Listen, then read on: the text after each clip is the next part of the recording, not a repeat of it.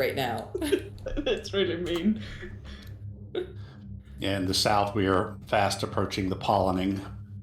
I mean, we are already kind of in the pollinating years, so...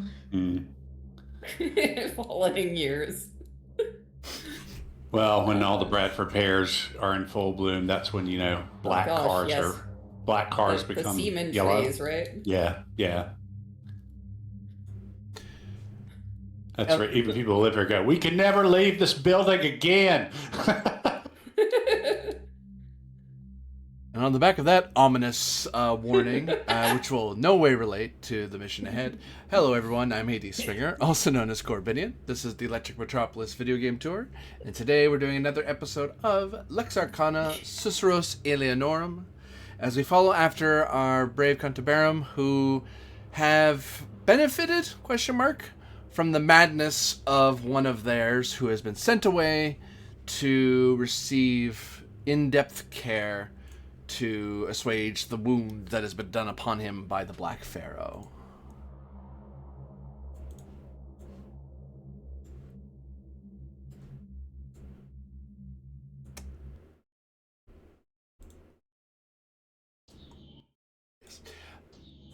So,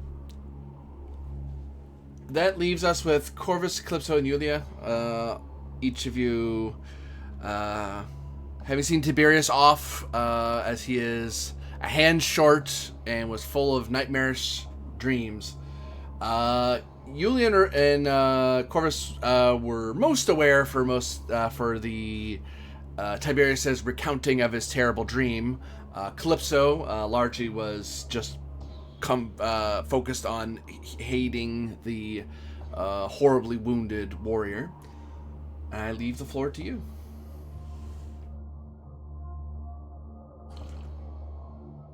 So, Yulia, did you have a chance to read over the notes? Okay. I read over your notes. Okay. I already texted you like one thing where I was like, what the fuck? Yeah, you're in a tours. I was thinking the same thing, but it means diver. I was thinking, those are those guys who collect pee for canning hides. It's just like it was just there as a word. I like that a lot. Yeah. The title of the episode. So all of the end of the world blue, purple sky and all that stuff was just part of the vision, not actually what's happening currently, if I'm right. Yeah. Correct. The night, the day is still the day, and the sky is still the sky, and Apollo's light, Apollo Ra is still visible. Excellent. So I think our next step is to head to Bernice, where and look for the Jewel of the Nile.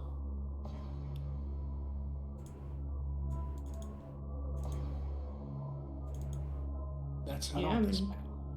That's the best course of action that we have from everything that we should do that.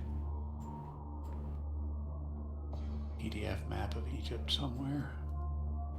The game. Berenice is across the Arabicus Sinus on the other side of the Desertum Orientale. Way on the Egypt map. It's in the south eastern corner. Okay. The map I have here doesn't even cover it because it's way down that way. Yeah.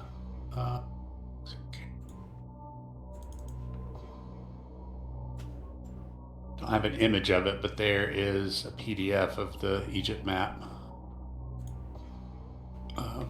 It came from that Kickstarter.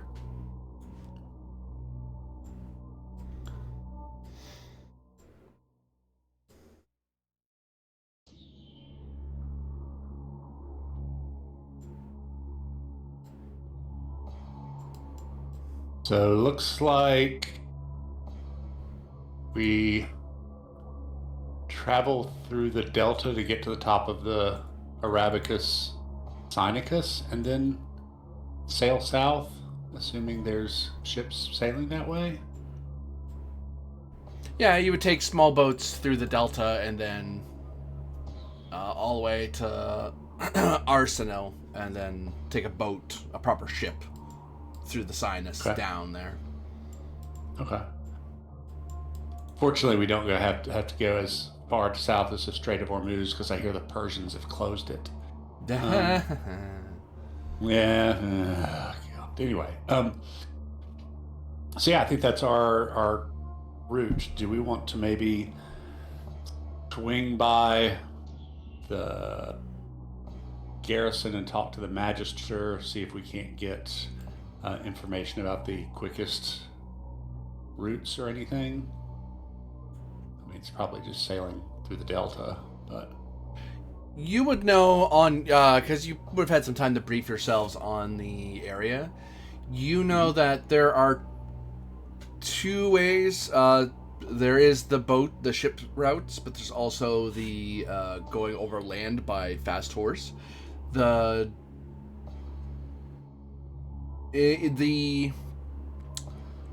journey to Arsenal would be quite long, and then you would be going at ship speed in winter. Faster would be by land. The downside of that is that that particular region of Egyptus is quite bandit-ridden. Thankfully, in winter, maybe it'll be less active, but it is a part of the province that is not as well held, because it's far away from... Because once you start getting out into the mountains along the roads there, it's not as well patrolled. But, you know, a lot safer. It's the sort of place where people would take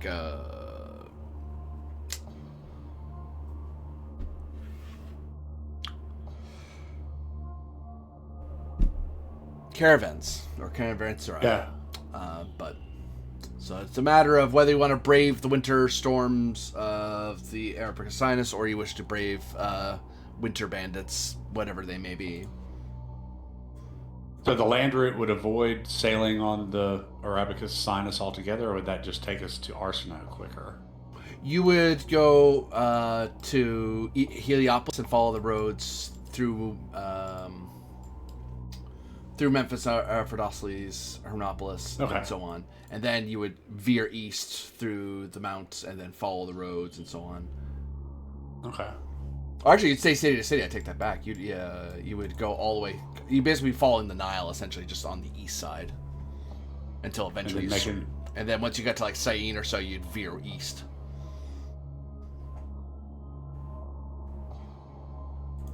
Okay. Or even short of Syene. I take that back because the road stops short of there. So. Oh no, you wouldn't be on that side of the road. You'd be on Tyrannus, the other side of the river. East side, so. But you could avoid going on the water the entire time.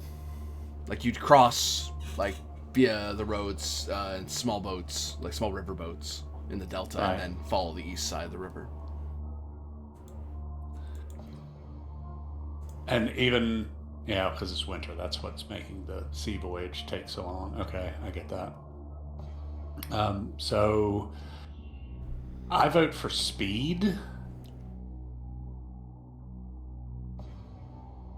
Over, because I mean, I know the really bad stuff hasn't started yet, but I don't know how long we've got till things start to accelerate.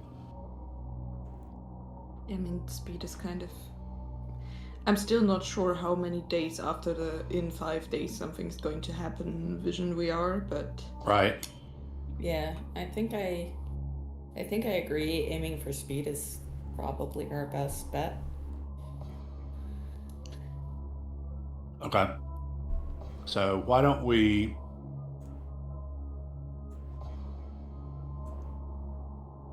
It would be cool if we could find like a trustworthy guide or something who's familiar with that route. Maybe we can request a exploratory from the Legion. You'd be able to do that reasonably so. Yeah, I think that couldn't hurt. Yeah, I just don't know. I mean, I'm sure we could hire a native guide, but I don't know how much we could trust them. particularly without Layla to run interference for us.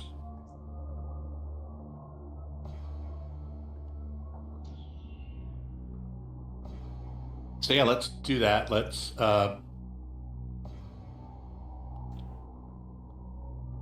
acquire the transport and various things we need for a long trip through what could be hazardous and rugged terrain. So, And yeah, how dangerous in the sense of how likely do you guys think it is that we get cursed on the way? oh hell, we get cursed every time we turn around. Yeah, that's what I'm asking. Cause I don't have as much PHS anymore, so it's kind of like I need to see when I pull the anti-cursed condition thing.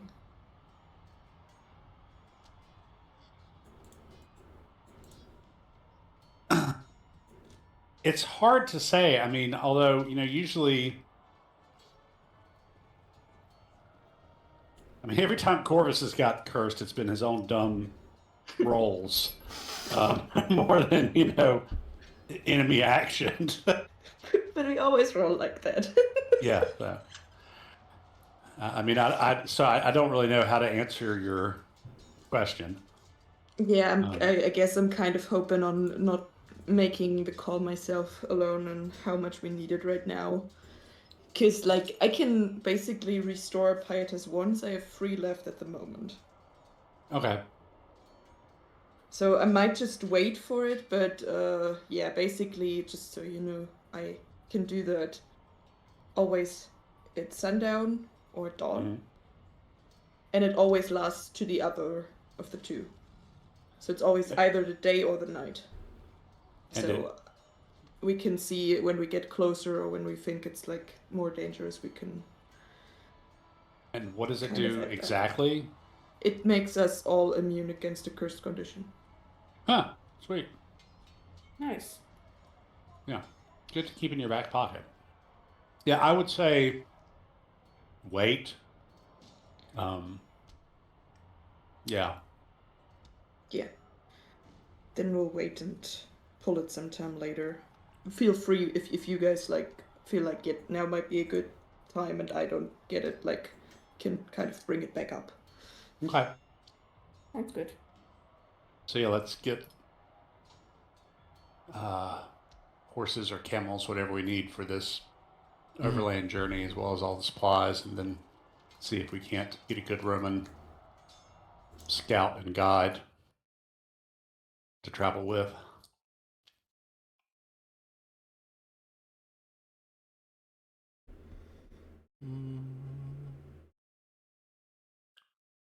Or, an Egyptian serving the legions, whatever.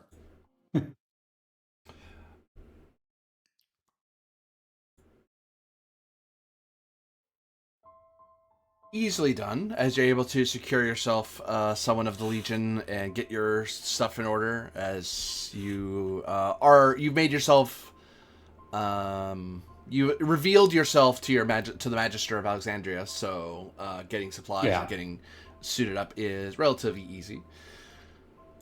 Your guide knows little of Lex Arcana, has worked with Lex Arcana, but does not know Lex Arcana work. So they will be a Fair useful enough. guide and know the roadways and such, but yeah. And I think since we know it's bandit-ridden, I kind of lean to traveling in war gear and armor, but I think that's likely wise, honestly. I will not pull that off. I don't wanna. That's all that keeps me from dying. No, fair enough. Particularly since we've lost our tank. Yeah. Yeah, we've definitely, since we've lost Tiberius, we can't afford to be... Yeah. Not that we're being reckless before, but we can't, Right. It's this thing where like a good hit against me can pull my health to 0 because I don't have a lot of HP, and he was kind of taking all the hits for me because he could. Right. Yeah, we'll keep you in the rear. Yeah, so now I gotta do that myself, so yeah, off with the leather, Left on with to the Lorca Canada. Hamada, and let's hit the dusty trail.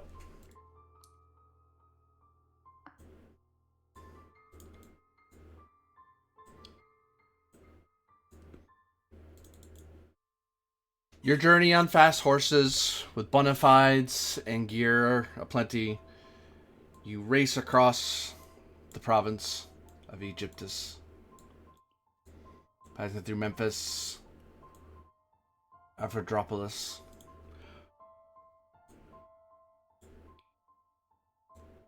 Bedding down only briefly enough to let your horses recover themselves and get a bit of food in you. Your Let's guide, give this place a wide berth. your guide was way ahead of you on that. It's like, we could go that way past Akhenaten, but let's go through via Anatopolis and then go get up and over those mountains right away. Follow the river, the shoreline, and then they can pop back out again to go the rest of the way to Bernice. That's our plan.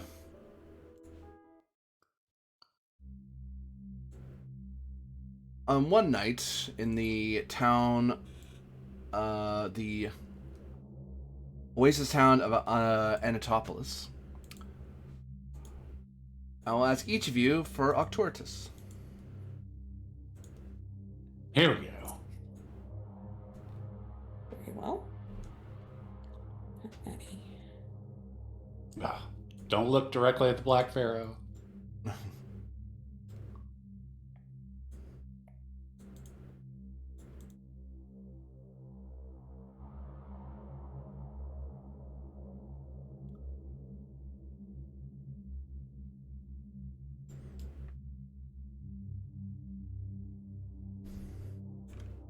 I got 10. I think I got the highest.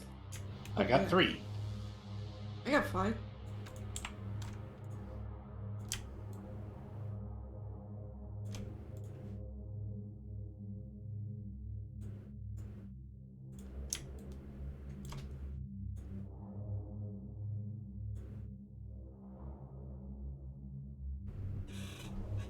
Yulia Rafina.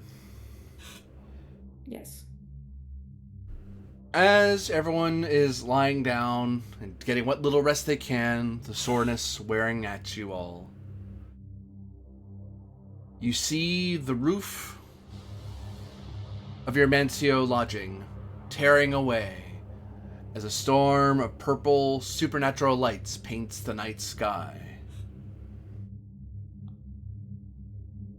The stars shifting and blending into alien and impossible perspectives. I will yell about the roof. The roof. Take cover. The roof that's coming down.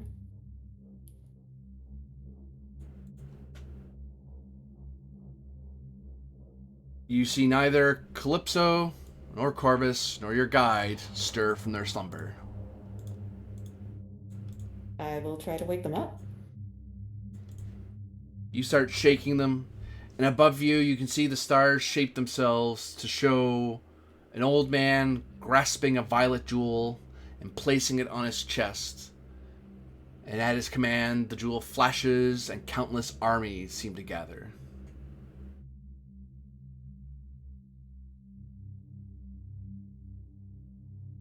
Calypso does not stir.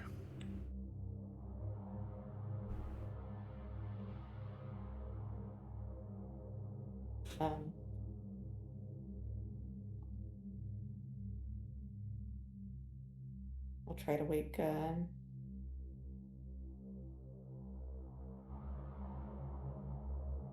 Corvus then. Reach over to Corvus, try to shake him and shake him and shake him. Yep. You see dark shadows from beyond the world flowing through the veil between the worlds and blot out the sky. Corvus does not wake.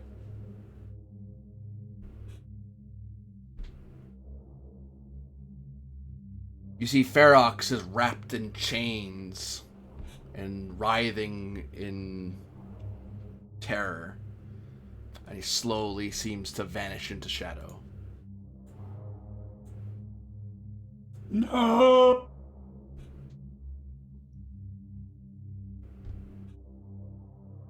I'll pull the others into the light as much as I can.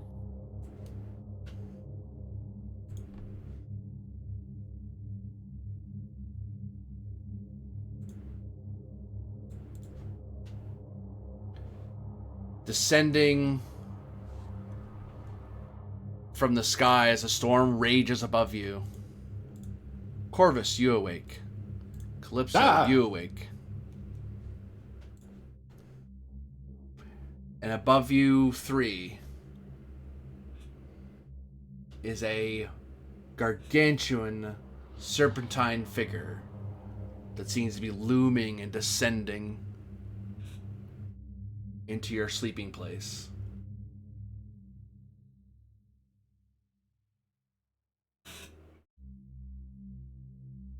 Ooh, do I have my stuff? Yeah. Snatch up my bow and take a shot. It plinks away, dealing no damage. It is impossible to miss, it's too big, but Right. it also doesn't, your arrow doesn't seem to sink in. It continues to descend. I think we should run. Its mouth, Agreed. its maw opens, its internal mouth black like pitch, its teeth glinting like stars, or its fangs rather, as it seems to descend onto the building and crush you. Ratio for all three of you. Hey, I raised that last time. Does this count as a resistance roll for the benefit? It does. Very good. Why did my character sheet just minimize itself again? Because you don't pray to your god enough.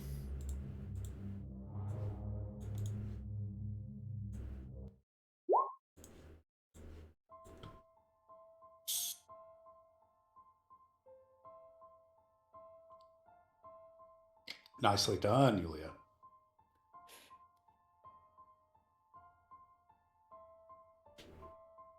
The gods almost intervened for me there. Yeah.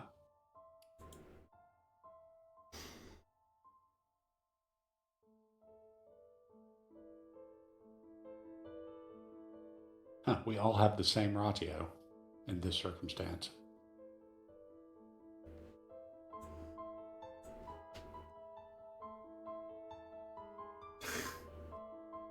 Did I only beat Calypso?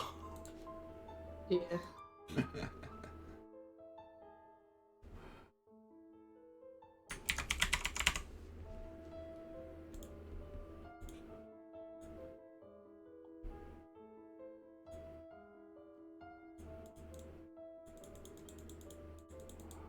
You, as the three of you wake from your terrible nightmare, find yourself feeling shaken. And if you were to be attacked now, you'd only be able to defend yourself.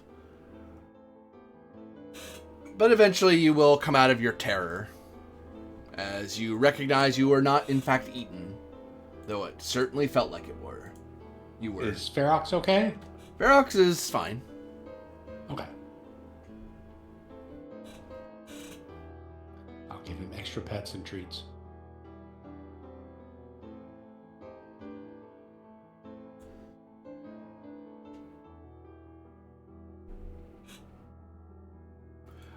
Well, is everyone ready to go? Says the man who seemed to not share your nightmare.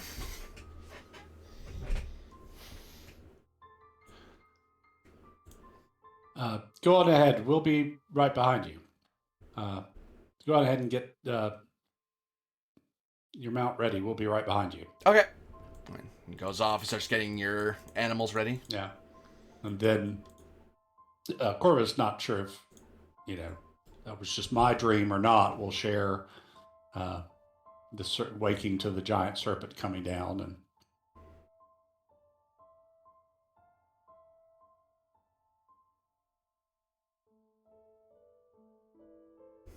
We'll share the same. Though just plain Yulia had more dreams than the rest of you. right. And I will also share about the great shadow stealing away Ferox and the storm. No, not my bird. Ferox looks over at his name being mentioned.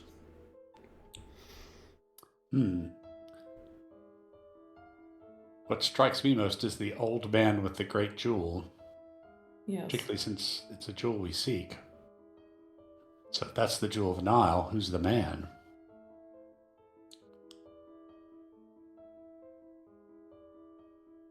I do not know.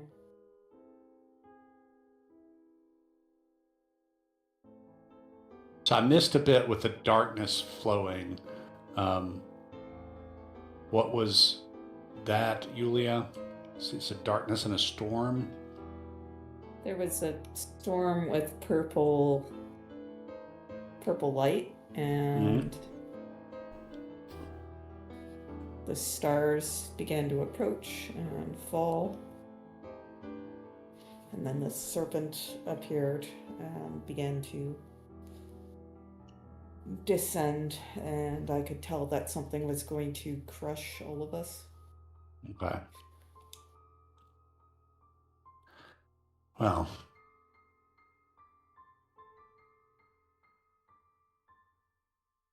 I think this dream is a warning from the gods, and I think something is giving us as much information as they can.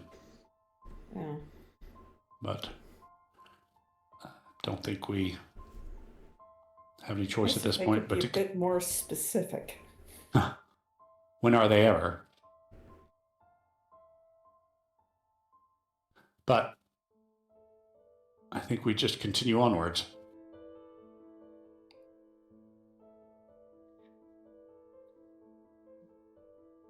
Very well. Yeah. It's not like we have much other option. Shake it off, grab some gruel, head out.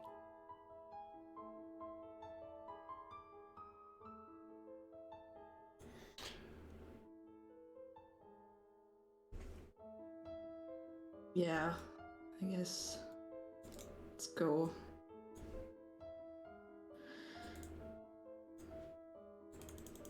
Oh, this is an old perspective. Let me fix that. I'll put you guys over here for a second.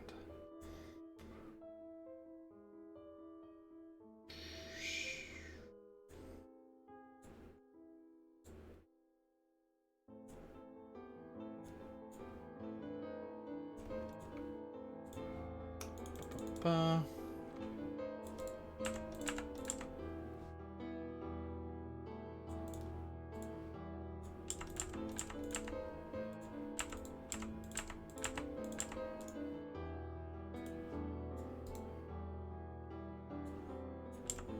Ah.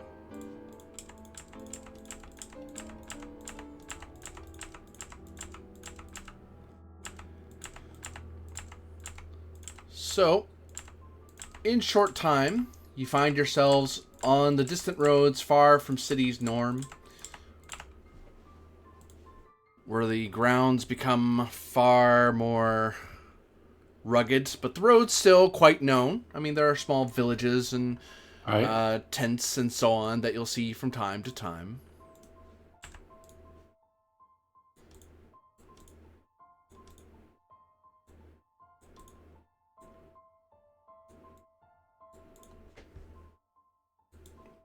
And as you're all riding along, I will call upon all of you for a bit of sensibilitas.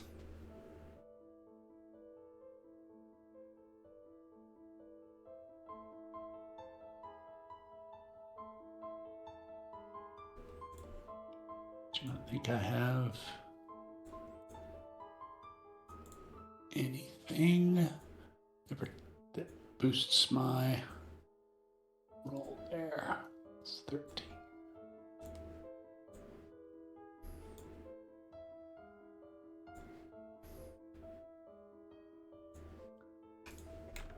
A lot of 8s today.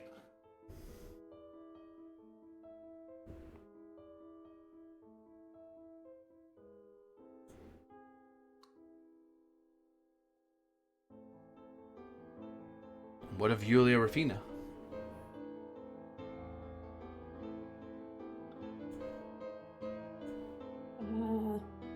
To check. Sensibilities, was it? Just to double check. Sensibilities. Okay, perfect.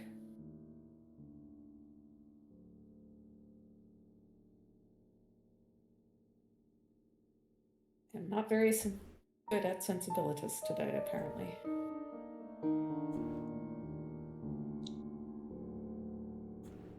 We may have just blown an ambush roll. Or surprise roll, whatever it is. Indeed, you will find yourselves ambushed. As I'll describe who it is that's engaging you. Plainly war-geared and obviously on Roman business.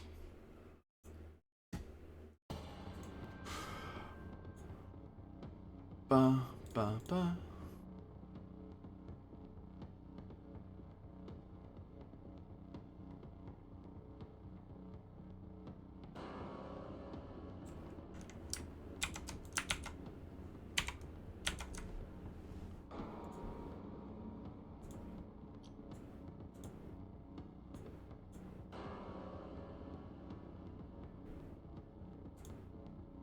There we go.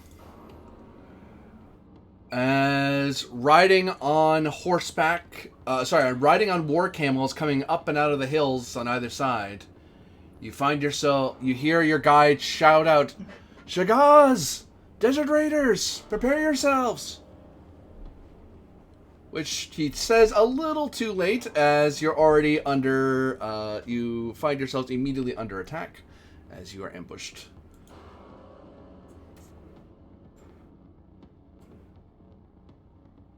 See, Tiberius' dog would have given him a bonus against ambush rolls. It would have borked.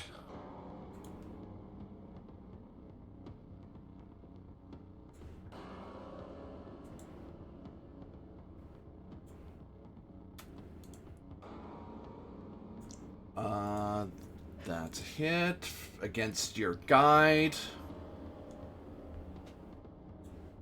Bubba's, no!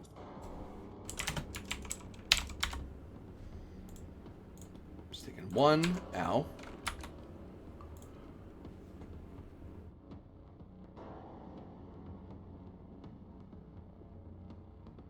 It's attacked again.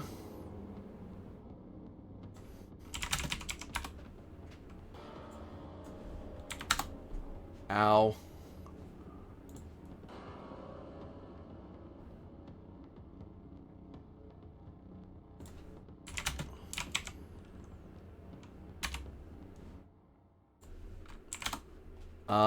And after after three of them fling their stones from slings, your guide is knocked off his horse and collapses to the sand, groaning.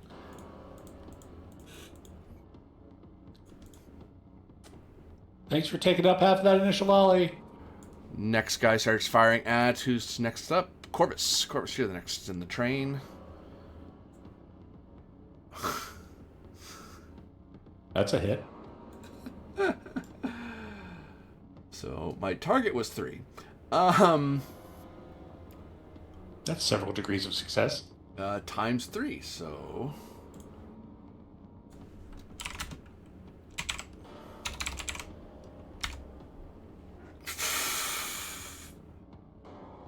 Nine damage to you, Corvus. So the armor soaks 6 of it, so that brings down to 3.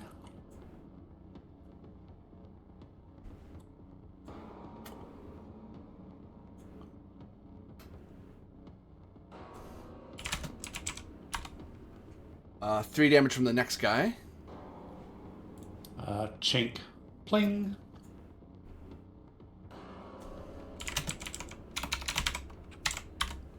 And 4 from the next guy. Pling. So one rock happens to catch you in the face, like, ow! Yeah. That actually hurt. The other one, pling, pling, go off you. And then, well, they close in because they greatly outnumber you.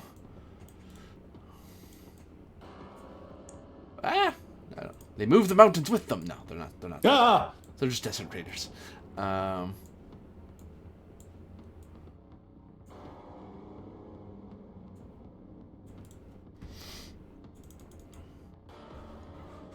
As they ride up upon you, they draw their kopeshes in a desperate attempt to cut you down as they ride alongside you, and you're probably riding at full tilt, hoping to get away from them.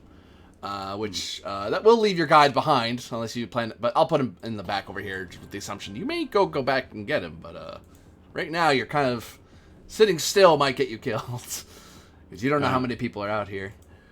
Double checking surprise rules.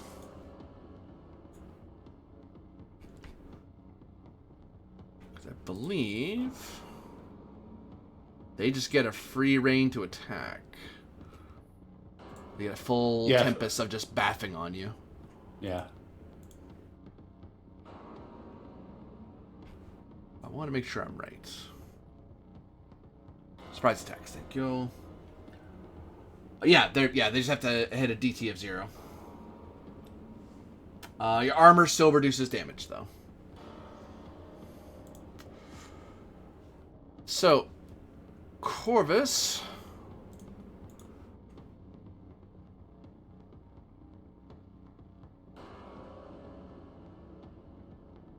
Oh, so we don't get to counter roll. Nope.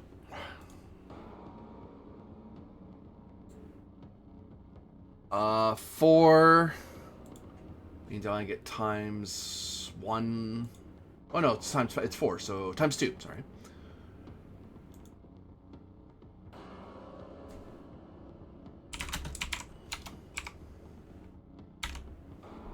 Oh. 3 damage. So pling, I imagine. Yeah. And because they're outnumbering you, the other guy benefits from the other guy's roll, so I get... I get 2d6 and a d4. 4, I rolled terrible, wow. Okay.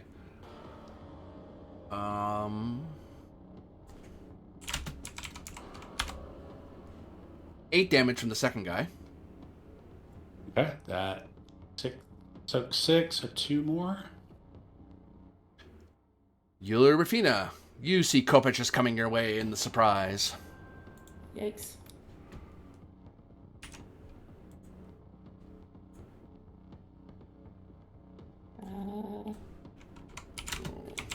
And because it's surprise, I don't get to roll back, right? Correct. I just have to take it. 8 damage minus your armor. I do take some damage then. Let me check how much.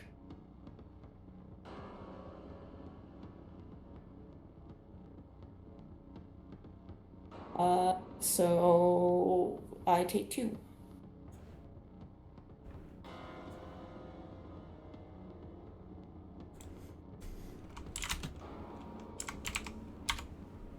$20 damage from the second guy. Jesus Christ. Minus 6 is 14. I'm out. Thud.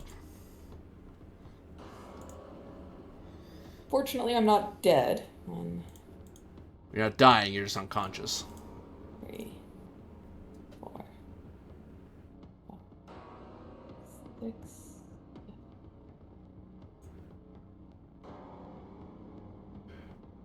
Calypso.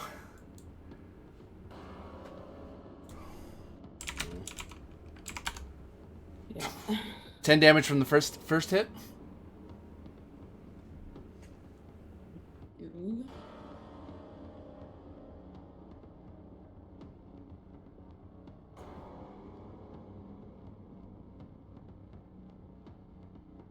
Does your armor preserve you?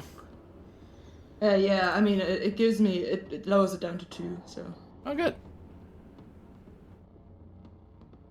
Second guy hits you for all the damage. It's just 8. Roll.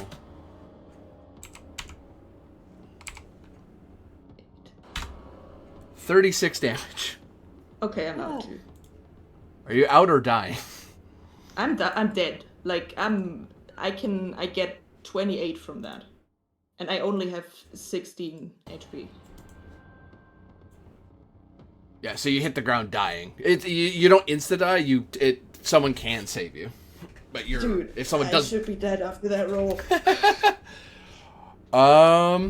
So right, yeah, you see Calypso fall off her camel with a mortal wound. Eulerafina gets cut down and groaning on the sands. Corvus, you are in mortal danger. But hey, you actually get to defend yourself now, as the surprise has been lifted. They do not get another initial volley. They outnumber you, unfortunately, so you end up riding a little bit away. Only 3 people can surround a single person, so the other 3 have to go to range as they're riding after you, throwing sling stones at you. The stones happen after the melee. So, you may roll to defend yourself from the next brace of attacks. Okay. Gonna have Ferox bother the third guy. Okay. That's on the back of my sheet. Basically reduces his damage multiplier by 1. Oh, good to know.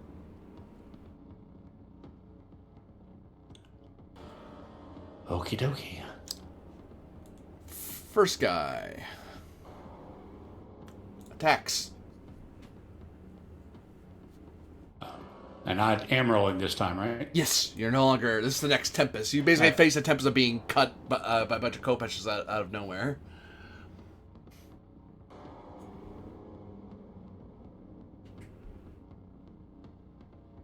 Combo should I use here? Let's go for that one.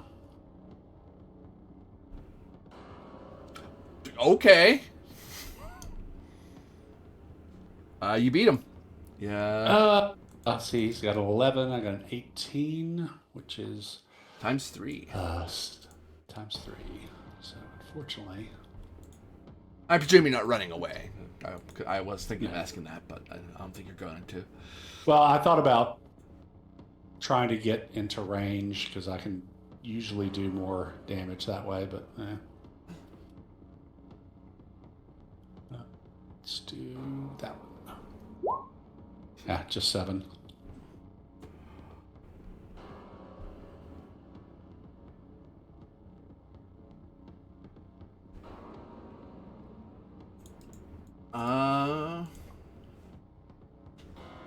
They do have a way. I'm trying to think what it's called. Oh, they are riding with shields, so they do parry some of that some of your damage down. So +2 to what I rolled. It actually shields just is added onto their roll. So whatever the number would be, it'll be 11 plus that. Yeah. So it does reduce the level. Yeah, that's true enough.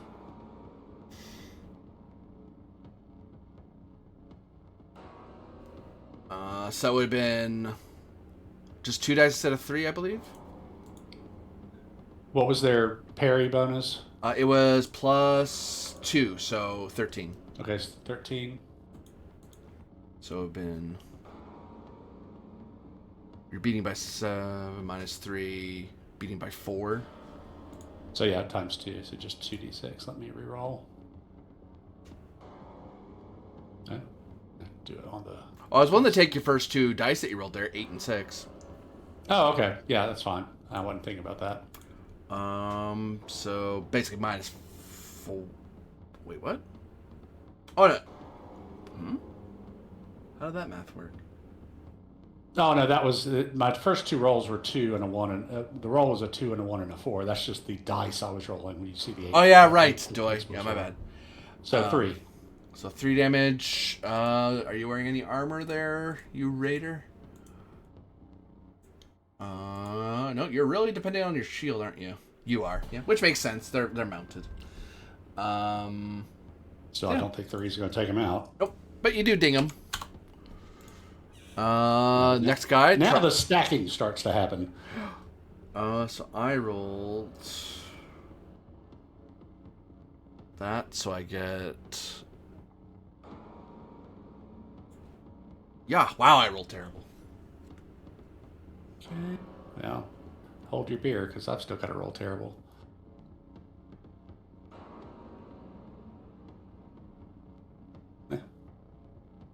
So he's actually doing a 12, so I think it's just still damage multiplier 1. Mm-hmm. Which is just a d6. 3 again. Yeah, see, this is why I'm, I can hit pretty good in hand-to-hand. I just don't, with a Gladius, I'm not doing a lot of damage. And then the third guy, and no matter what he gets, his multiplier is reduced. Because Ferox is by 1. Yeah.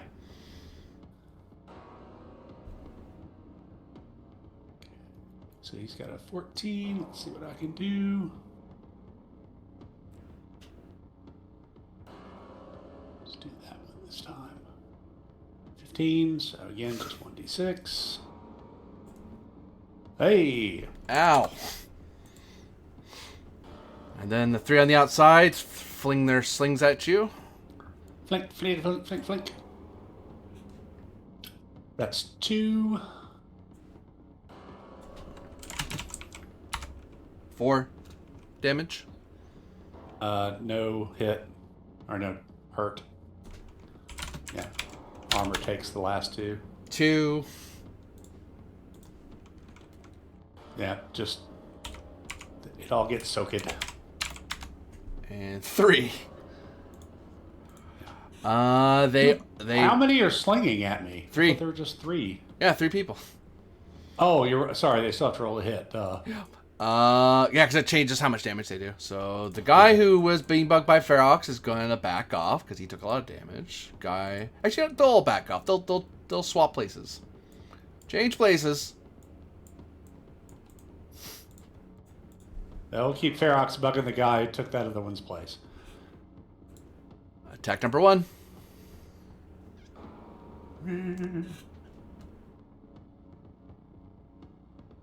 Oops. Need the bigger option.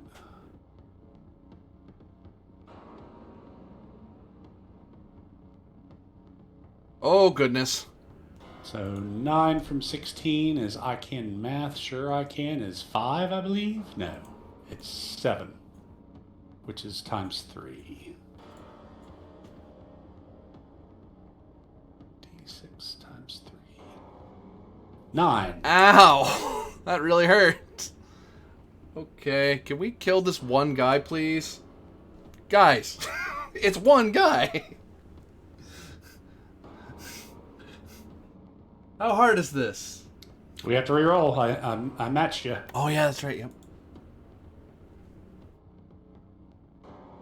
Ooh, that was a good one.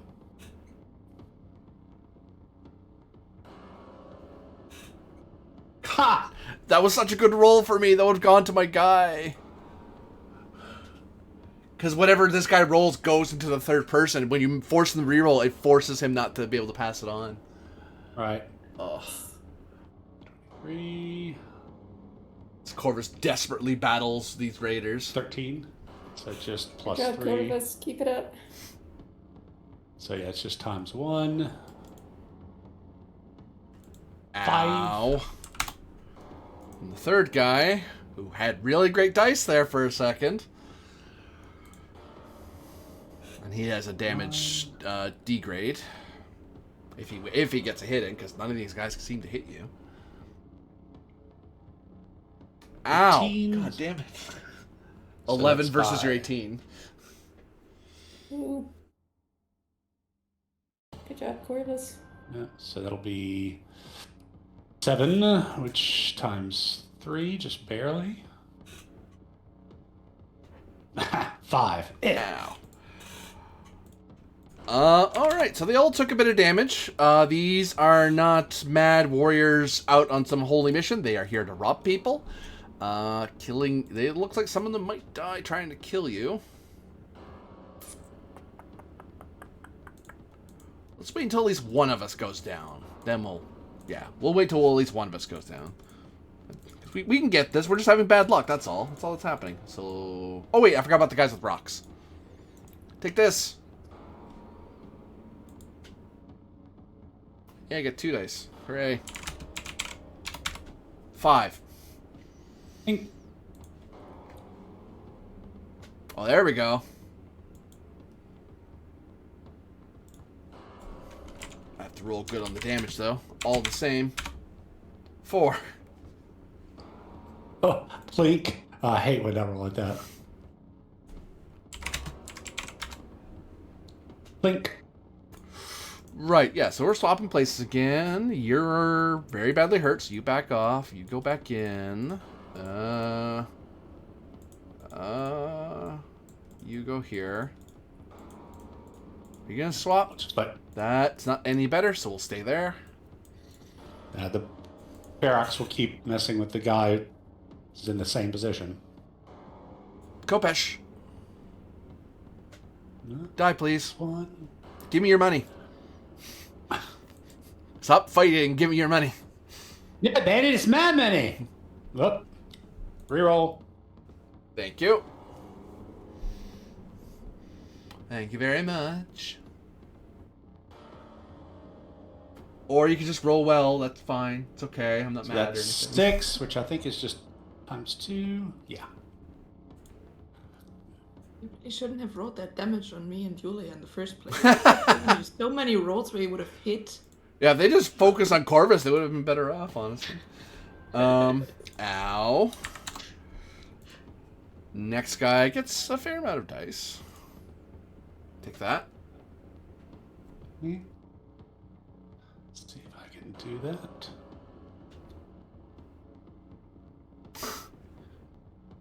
that. That's just times 1, though. Yep.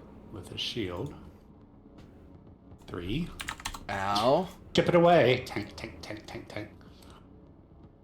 So...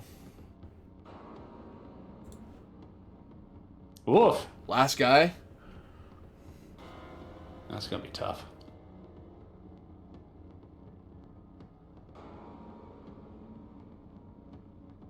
Woof. Whoa. Let's see. What kind of damage dice would he be rolling? Lots. Yeah, he'd be rolling D7s. So Yikes. let's Kopesh take is a hurt. risk. Let's take a risk and spend 6 pietas to reroll. Same roll. Oh, what's doing that for you? My Indigimata, the main one, Diana Apifira, the one I started with. Oh, right, because you can treat this as... Yeah, because I'm fighting Denatra with Hunter of Men. Right. I mean, there's no guarantee I'll do any better than that, but... Reducing the damage wouldn't hurt you none. Yeah, 10, 10, 3. 18, and with my shield, it brings it up to 20. So nothing happens. You cancel out its attack. Yeah. 3 rocks. Rock 1. Hits. 4. So I get 2. 5. Tank.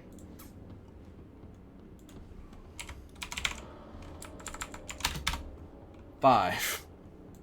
Tank. And I can only roll a D3, so plink. Okay. No one's died yet, but this is getting really close. Do we have a good swap here? Not me. I could probably take a hit for this guy. We're all very close to being dropped with one lucky hit. You know what? I'm gonna roll to see how brave you guys are, because I'm not sure I would push if I were you. This doesn't really feel worth it. How smart are you? We'll say... I'm gonna double check, make sure I'm rolling what makes sense. Yep. Actually, I'll roll for each of them. They can make up their own minds. So do you want to run away? That's very bandity. How hard is a roll to stick around? About that hard. This guy runs away. You can't really do anything about it. Because you can only really hold one. Only one as long as one person's around, you can't really chase anybody. Right. This guy... He's sticking around. This guy... He's not. This guy... leaves. This guy... leaves. This guy... leaves. So one guy still... Do I get attacks of opportunity against anybody who's leaving that was adjacent to me? No, because they outnumber you, they can choose who fights you. Ah, okay, fair enough. Like you start turning, get ready to attack, and one guy makes a swipe at you, and you have to defend yourself, and you're like, where do I... It's like, are they all going to attack me as a group? Oh, they're all riding away, except for that one. Yeah, I honestly couldn't remember. Yeah, normally if you're equally matched and you want to back off from somebody, you have to do the disengage roll. Yeah, that's right, with Decapore, I think. Oh, that's a terrible roll. Kopesh, yeah. Roll terrible. I'll try not to. I'm gonna. Wow, what's that roll? 8. 21 minus 8. So that's 13. So I believe that is a times 5. 6. 22. Yeah, his head was once attached to himself, and his pride has gotten him killed. The other guys made the right call, I think. And yeah, out into the desert sands, they disappear. All right. I'm going to pull up and give Ferox a treat, and then I'm going to ride back to my companions and see if I can't use my massive medicine of 11 to revive them. So we'll start with Yulia. Actually, let's check if Yulia's still alive. 1 second. I'm not dying, I'm just knocked out. Oh, okay.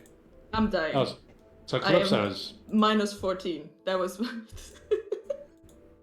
Alright, because Yulia can help... Okay, what... I'm checking. My thinking is revive Yulia, because that way, if I can do that, I can get an assist to work on Calypso. But if Calypso's in more immediate danger... Oh, okay, no. So the way dying works is that once you are downed enough, you drop and you just stay dying. If someone walks up to you and bats you again while you're dying, you just die straight out. Or if no one treats you in a short amount of time, which is Demir's discretion. Okay. So let's try Yulia first, and that way maybe if I can succeed with her, we can get... What's my target number? Your target number, she is not dying, so the target number is Decientia 6. Okay. Medicine. Let's try that. Aha! Degrees of success to a max of 3. You did 11 over 6. Oh, wait. Actually, the gods intervened there. Did they? They did. Nice. That's amazing. So 17 total. 17 minus 6 is 11. 11 is... Yulia, you heal 3. Okay. I need to check. Are what you... that means. I am still unconscious. But you are treated. Yeah. So yeah, you treat Yulia as best you can, and she's still, like, groaning in pain, but... Okay, you've but done I what stopped you the can. bleeding, and she's... Yeah, okay. Okay. And this target number is 9, because this person is dying, as Calypso's breath is rapidly escaping her. I'll try. Like, I kind of wish that we would have, like, swapped the order. Well, I mean, if I could have brought Julia to consciousness, then I would have had an assist. Yeah. So I don't know. I'll do my best. I've got to hit target number 9. Don't worry. Shit. Ah. Damn it.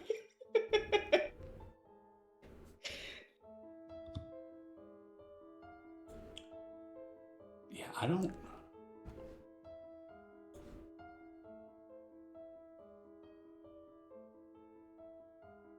Now, I don't have any way to re-roll or push that.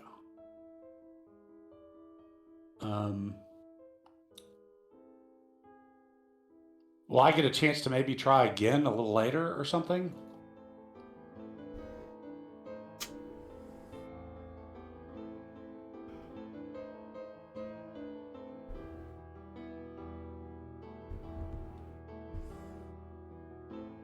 Checking. Oh, okay. I figured I was just flipping back to Discord to see if it had crapped the bed and I wasn't going through. Because Discord lately.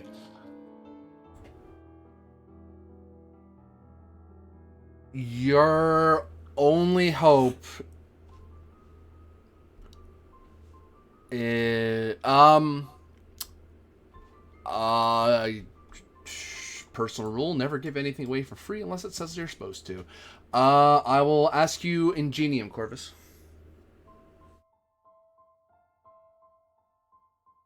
I have an idea, but it is not something that would be obvious. Okie dokie. Yeah, unfortunately, not great. Let's try the best shot for a high roll. Nope. You feel like there's some way this could be salvaged. You're just not sure what it is at the moment.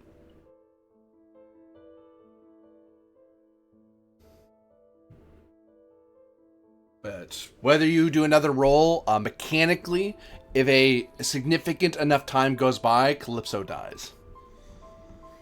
And you usually only get one crack at a test. If you fail, you fail, unless it's a multi-test thing. But at present, Calypso is merely dying. You just failed to treat her.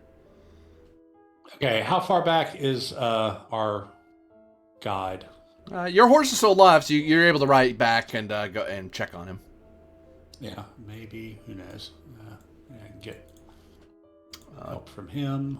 Difficulty is 6, because he's not dying. He only just got knocked down. Well, Calypso's always making things more difficult.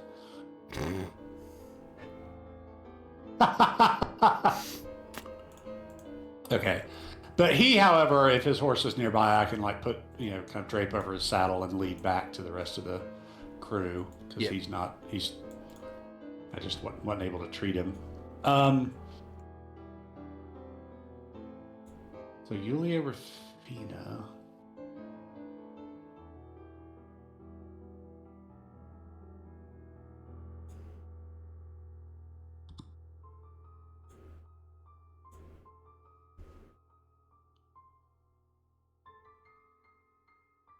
So why is Yulia still unconscious? My armor encumbers me. Okay. So yeah, maybe I will try and wake up Yulia Rafina. I'll rig up some sort of shade and take off her armor, see if I can't get her to drink some water. So you are out of war gear, and I imagine that's enough to wake you up. Yep. Just note, the minute you put you do not have the capacity to wear your armor. It basically just crushes the breath out of you. You were the only one I was able to help. I'm sorry, I know you're still weak, but Calypso is in a bad way. I nod. And I will get up and try to treat Calypso, I guess. Limping the whole way, because I assume like I broke a rib or something is why I can't wear my armor. Or bruised it, at least. Mm-hmm. I'm guessing Corvus can't even assist. You did assist because you rolled. Oh, okay. Yeah. Did Scientia? Yep. Well, a better way to put it, you pulled Yulia to assist you, as a way to put it. As long as one person, because you're both trying to hit the same number. What's the target again? 9. Though now that you're being helped, I will pull it down to 6, because now multiple people have tried to treat this person. Yay! That is... Oh, she gets another roll because the gods. You know, Fates. of all people, I didn't think that Mercury would intervene here at that point in time. Okay. I'll take it. So Been a that... good boy. Calypso, you heal 3. Yeah, I'm still out. No, But you're no longer dying. no. You're just Get her out of unconscious. armor too. Once the armor's taken off of you and you're out of war gear, I imagine you wake up in horrible pain. You want to try the scout? We probably should move away from the road so we're out of sight while we rest up. Yeah, I think we're going to want to camp for the night. Do you want to do a medicine roll for the scout? Yeah. See if we can't bring him around. Or I'll her. assist you, Calypso. Sometimes I really wonder if the world ending would be so bad. Just let the stars fall. I am not successful. So what are we doing? Helping Ready to take the scout. Yeah. Oh yeah, I can help. Now that I'm back, I can help. Yeah.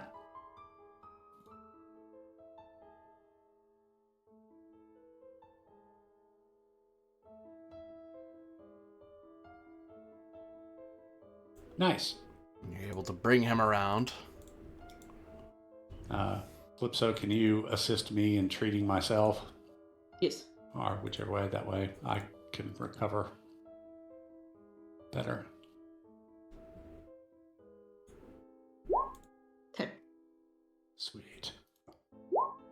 7.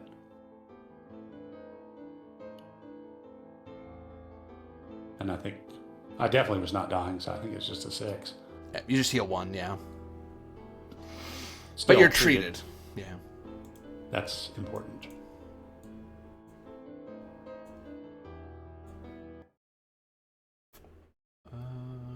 Okay.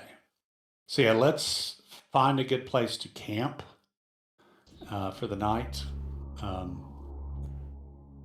get some rest. I think we'll need to take watches in turn, but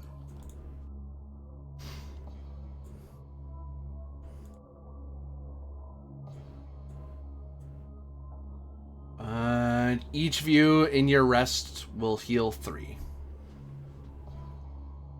no, we don't get the full vigor. Dang it. Because you're resting out in the open.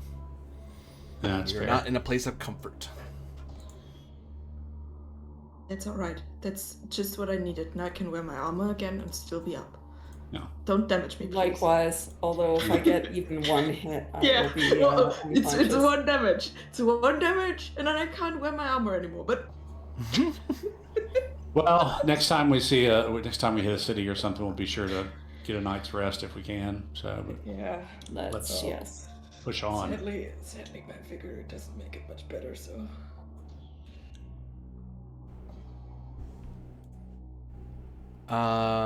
Yeah, and your guide apologizes profusely for not seeing them, but the Shagas of the desert are people who have long plagued the folk along the Nile since Rome. Yeah, since before Rome had taken control, dealing with in ancient times ferocious and bloodthirsty tribes were a common sight. And pharaohs across many dynasties have fought them time and time again. And they were able to get them under control. When Rome took over, a period of instability happened from the change of power. And new hordes began to fill the distant roads away from cities, away from the garrisons.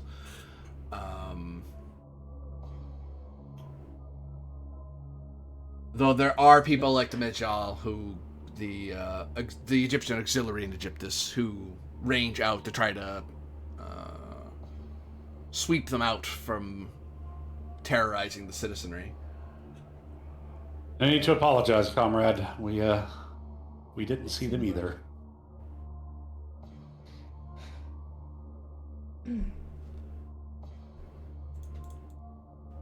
But honestly, they could have just asked. They saw Roman armor and presumed we had no intention of surrendering our goods and weapons. Fair enough assumption. These fools, I would have absolutely given them money. Or I would whatever. not have surrendered my weapon, but... Like, if you think about it, then they could have done that again on the way back and got more money.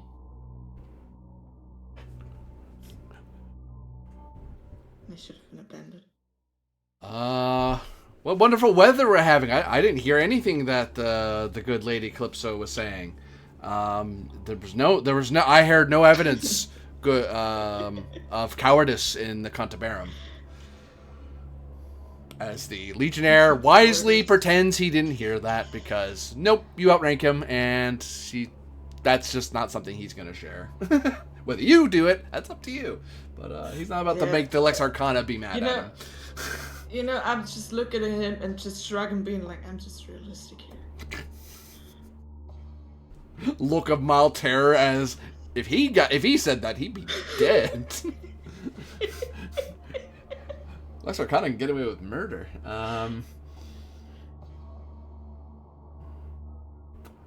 But Literally, we can get away with murder. in days' time, you will heal to full, as you will have time out in the wilderness, and your guide is a lot more cautious. And thankfully, there is a heightened readiness status that has allowed people to has allowed the auxiliary to scare these people off. So they're not doing nothing after all. And you lot.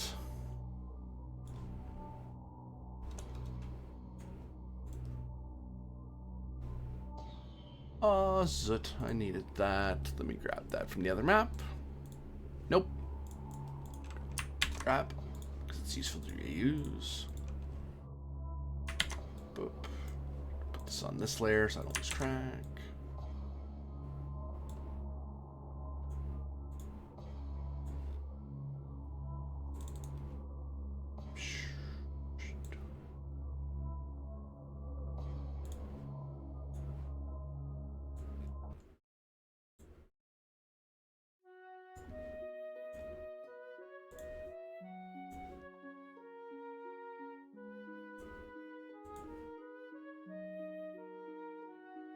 Days go by, and your travel in the sands and in care, and you eventually come upon the settlement of Berenice.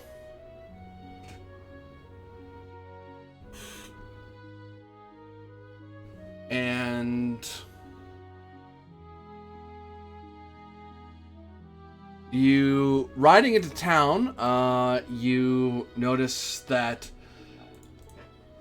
your guide is met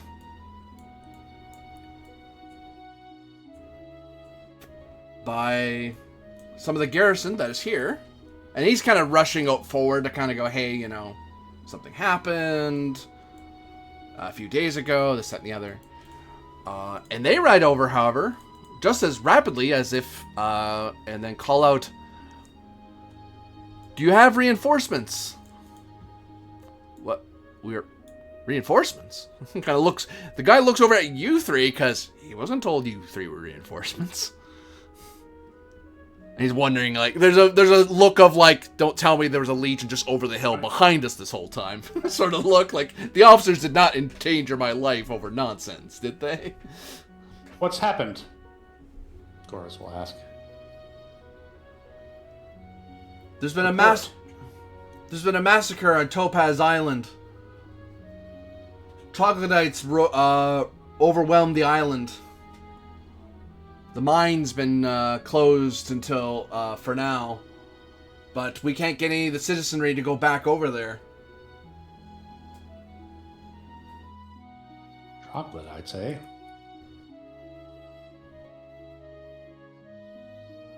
looking upon the settlement, you notice it's not huge. It is... it's a minor settlement on a harbor, and there is a isle further out that looks far more populous, as it seems to be that's where the mine and stuff is on that isle for gathering topaz. And this is like the other half that receives stuff to go up and down the road. Right. And this is where the garrison is, because it's closer to the land. Or to the mainland, I should say.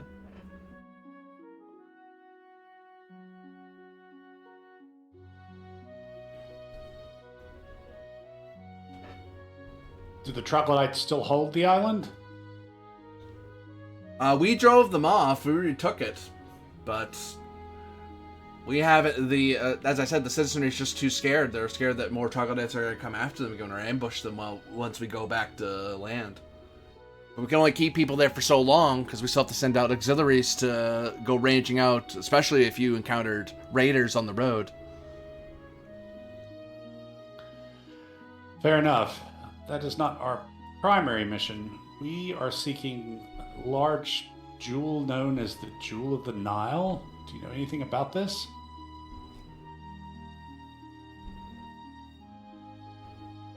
Jewel of the Nile. If there's anything like that, I would suppose it would be in the shrine. Shrine? Yeah, there's a shrine on the isle to Horus, the falcon god. It's up in the hills in the on the island.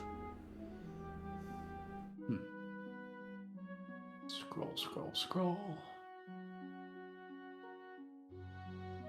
Oh, guarded by warrior priestesses on the Isle of Berenice on Mare Rubrum. We usually don't bother checking on it. They have their own guard, and it's one of the, if I'm not mistaken, it is a tolerated cult after all, so we haven't seen fit to bother them. Is the Topaz Island also sometimes called the Isle of Berenice, by any chance? Yeah. Right. I mean, we call it Topaz Island here, but most people think Berenice is the island when it's actually, well, both sides are Berenice. Very well. It seems like, will we or won't we, the island becomes our goal. I'd look at Yulia and Calypso. Do you agree? You know, yes. Then yes, if you have transport, we're your reinforcements. Well, we'll get some boats ready for you, and just the three of you? They look kind of confused, and they're still that kind of like, where's the rest of your legion sort of look? I look at him and go, we are like Arcana. There's only one island, correct? Yeah, yes, sir. Then 3 Lex Arcana should be more than enough. Right.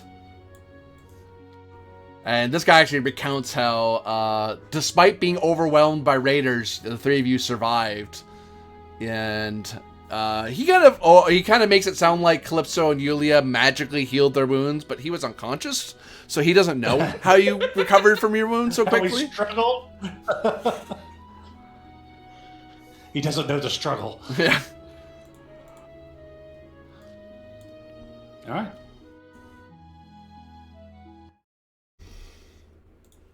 You get on a small boat and travel to the isle.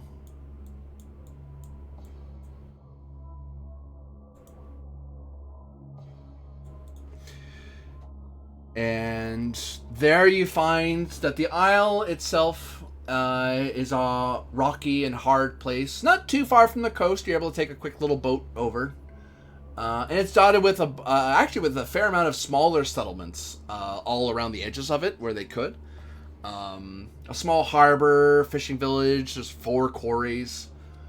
And all are utterly devastated, sacked, and destroyed, with not a soul visible. Although the Roman banners have been replaced since then, because the Legion came in and mopped things up, and then, well, we're gonna withdraw for now. The mines themselves look terribly wrecked, as well as the guard towers and the fortifications. What do we know about troglodytes? You know that a role is involved. They are people who live in caves. There are troglodytes in Sicily.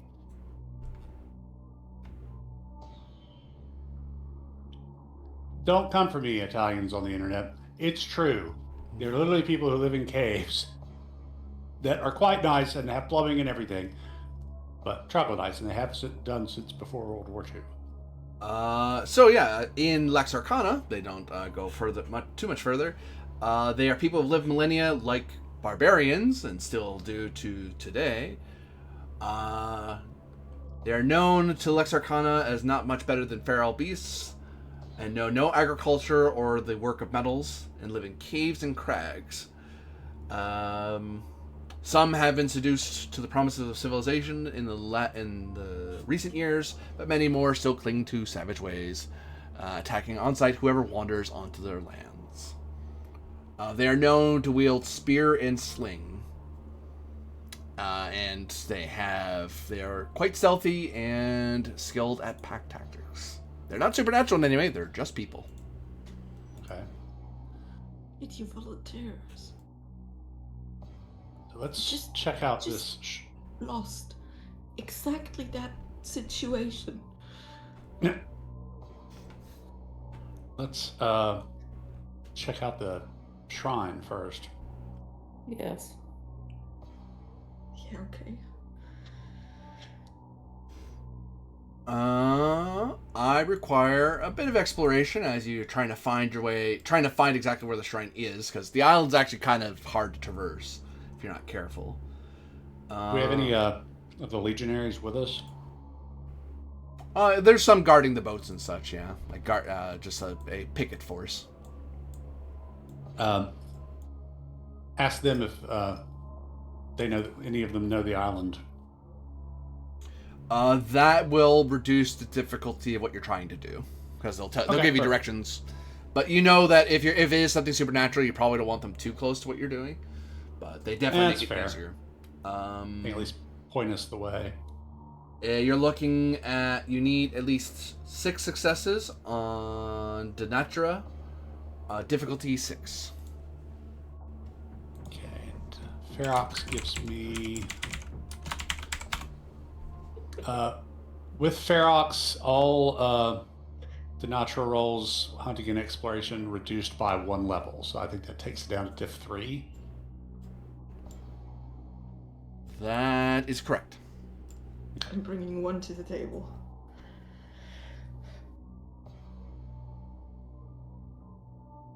He can fly and see where the temple is from the air. Yeah, it's a good thing I reduced it. There's 1.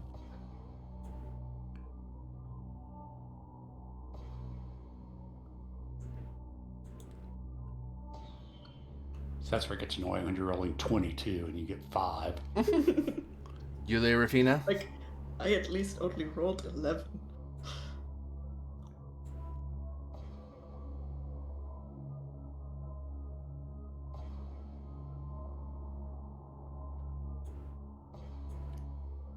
Do we really want me helping on this one? A success is a success. I'm not that good at the natural. Yeah, you're not going to make it worse, so just give it a try. Yeah. DT is just a 3. Oh, it's just Okay, 3. so I can For all of us. can technically succeed if the gods intervene. They did not. So we have- wait, Ferox counts for all of us? Yeah, because I think it's like an assisted roll kind of situation, isn't it? Mm-hmm. Well, hold on. I have 2. Hold on. I would have 2, but I don't think so. So Ferox reduces your rolls or reduces everyone's rolls? I have to look how your bird works. Yeah. It's I copy pasted the text into benefits on the note section of my character sheet. Oh. Opening character sheet, benefits into meta note. Son of a merchant family in Rhaetia, speaks Latin, Rhaetian, and German. Oh, benefits. There we go.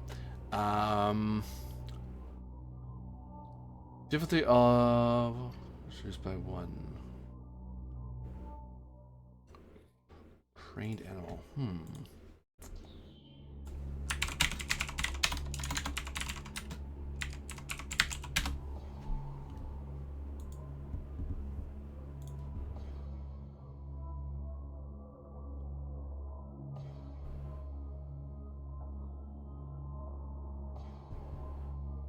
I would say that would affect you because that's your benefit. That's because that he's helping you be good at stuff. Okay, so we got 2. 2 successes. 2. We need 4. No, we need 6. We need 4 more. That was what you said. Yeah. All right. Let's Try this again.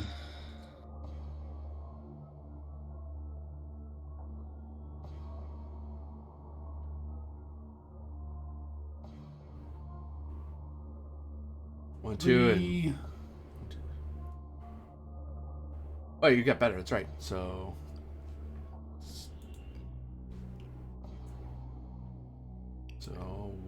you added 3, yep. So, the only Yulia helps if the gods intervene twice.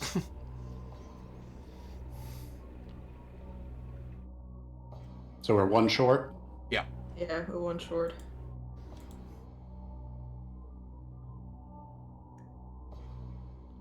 I rolled 1 too low. Okay.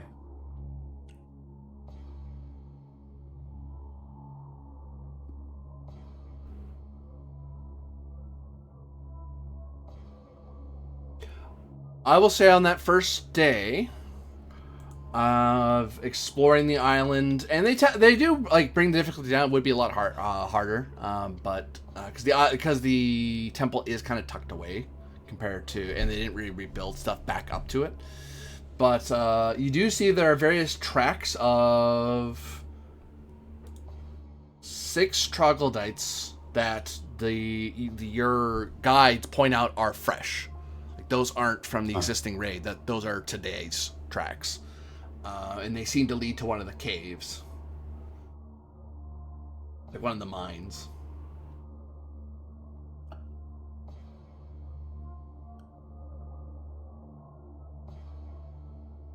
Okay. Well, let's see if we can't at least put down the troglodytes so they won't bother us while we're doing the rest of our stuff. Shall we follow the tracks and deal with this threat?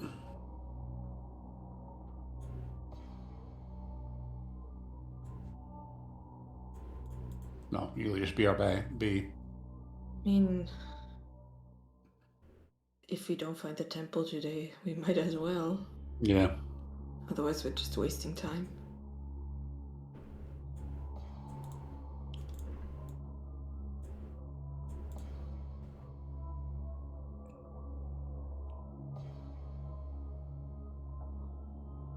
Hello. Yulia, since we're not going to find the temple today, shall we just deal with the troglodytes and get them done with? Or do you want to try if the gods intervene twice for you?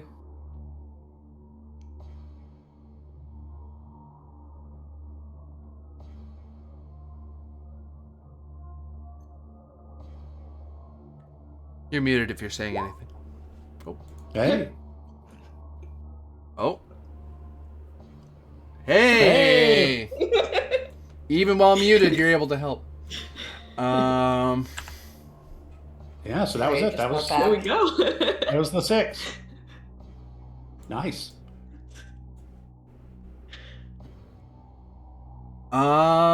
You are able to find that those troglodyte tracks led to a cave. And then you carefully picked your way about and found, through a different pathway, the gates to the temple smashed in. Mm.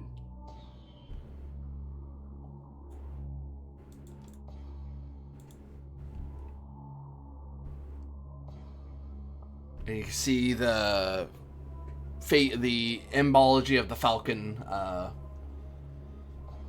on bits of stonework here or there. Okay. And the tracks of the troglodyte seem to go off somewhere else. Like they seem to this gate was part of a larger system, and so they were probably, hey, look, we're going this way. Nah, we're gonna go this way. Like they didn't head into the temple. Something else went in there. Something else broke that door down. Oh, okay. Well, at least we Yep. found the broken door. Yeah. So yeah, Corvus will draw his bow and head in carefully. I will draw my gladius and likewise. I'll draw my sling. I don't know.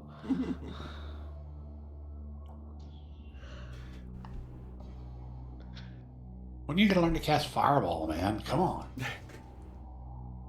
I know, I am kind of still holding off on the lightning strikes. You come upon this the interior of the shrine and find the remains of a battlefield with drying blood coating the walls and buried corpses scattered all around.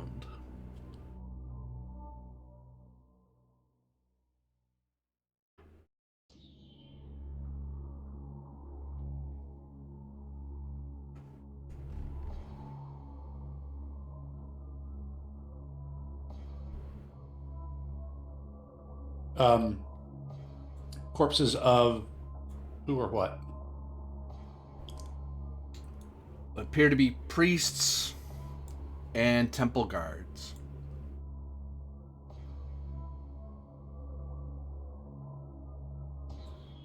Okay. I have a feeling we were a bit too late, but still, let's search to see if we can find the Jewel of the Nile. Yes.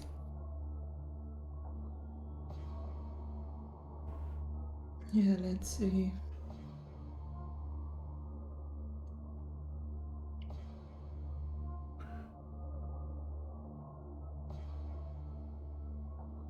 I will ask for Descientia as you investigate the temple. You are looking for 6 and 6. Ugh.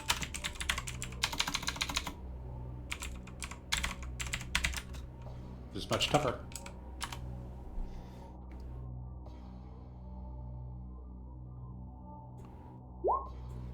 Two, That's 3.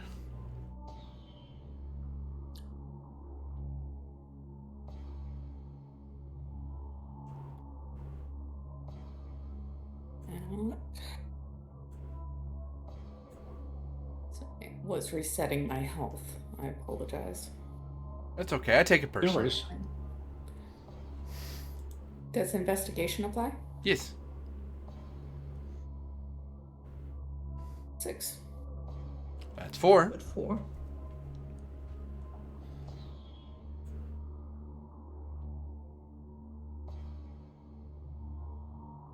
Oh, sweet. There you go. So, Nice. you learn in your investigations that this place was a theater of a bloody battle, with attackers unrefined and brutal, armed with spikes and blades of jagged stone. No mercy was shown, and actually it looks like many corpses were dragged away. The defenders were the temple staff and the cast of priestesses who fought bravely, likely calling upon the power of gods and channeling mystical powers to achieve their ends. Looking about the place, you can see that there are various paintings and papyri that describe that in this place, for generations, a precious gem called the Jewel of Nilus, blessed by Horus, was housed here. Unfortunately, it seems the invaders managed to steal it. Worse yet, it does also appear that members of a noble family, Egyptian, was housed here, but all have been killed. Although it does look like they had a child who is not present, whose body was not left behind like all the others. So you see the defenders' bodies left where they were, you don't see any of the attackers. The only defender that you see like a room that looks like a kid's room, and you don't see blood or anything like that. You just see an absence of the child. So, sorry, I missed the bit about there was a family line or something preserved here. What was that? There were a noble Egyptian family lived here. Like people of high rank and station in Egyptian society. You find the dead bodies of the mother and father, but not their child.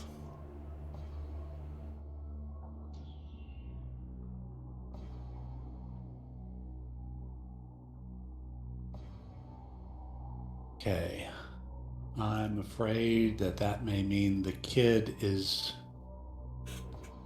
they're going to use the kid as the vessel for Nefren Ka. You might be right there. Wasn't that part of the deal? Yeah.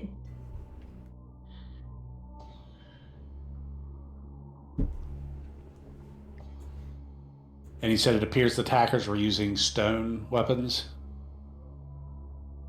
Spikes and blades of jagged stone.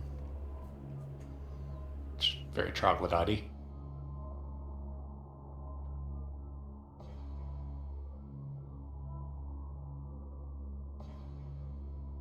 Can we get a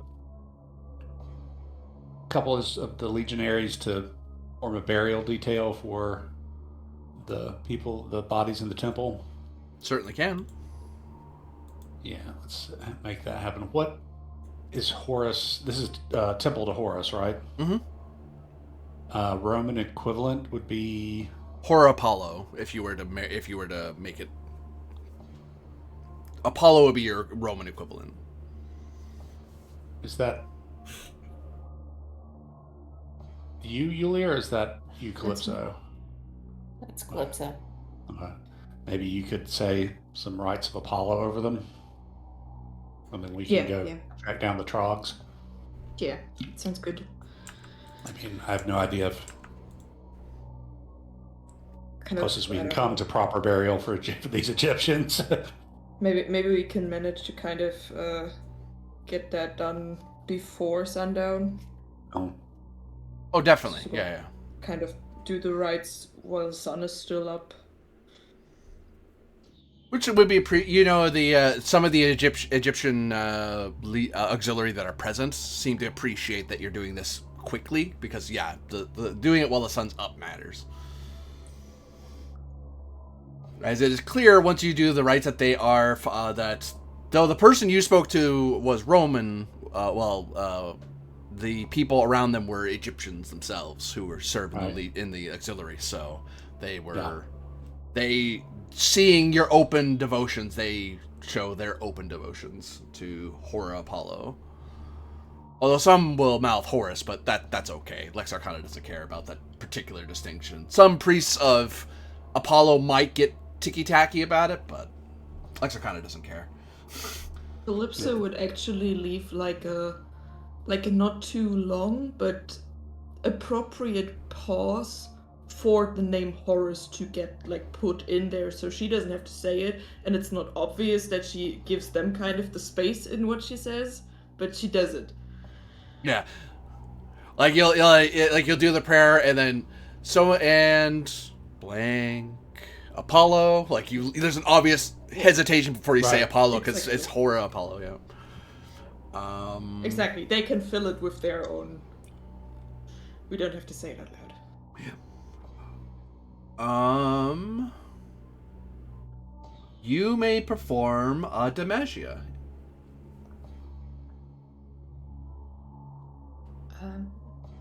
I guess that counts under Imperial cults or favor of the gods. Imperial cults. Yep.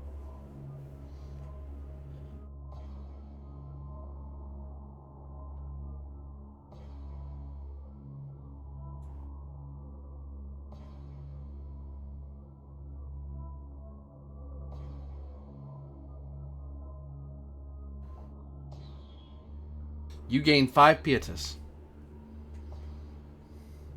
I love the sound of that. Sweet. Very good.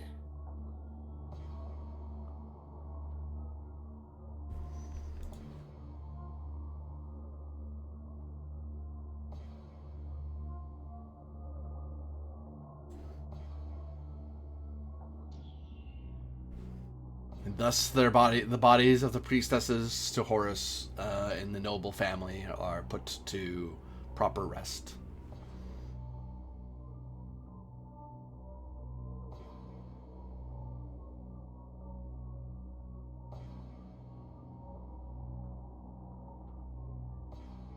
So it's late in the day by this point? I'd say so. You're probably well into the afternoon. The sun's probably getting ready to set in an hour or so. Do we want to go after the troglodytes today, or get a night's rest and go in the morning? I mean, either way, we're going to wind up underground, I think, and they might attack during the night. Yeah, I don't know if it really changes anything if we wait, other than giving them more time. I would prefer to be the one taking others unaware this time around, rather than the reverse. Fair enough. Then let's go. Can we get a small, maybe, I know there's not a lot of troops on the line, but maybe a small squad to come with? Yeah, you have a small scout with you that's been following you. That's kind of been your shadow. Right. Yeah, let's go troglodyte hunting. So you're going to try to sneak up on them? Yeah, let's do that. All right, so you are... I mean, you don't have to. You can take them in honorable combat if you really want. I don't want to assume anything here. And you say that sundown is in an hour or so. I would suggest that I do the ritual when sundown is, so we are safe for the night. Yeah, sounds good. So you perform the ritual to preserve you from curses? Preserve your concubine from curses? Yeah, the Apollo Overuncus. Very good. I require a roll of...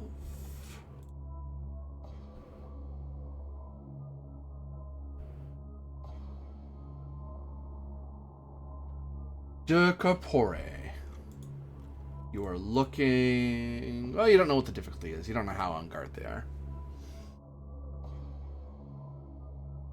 But somewhere between 3 and 9. You know that off the top of your head.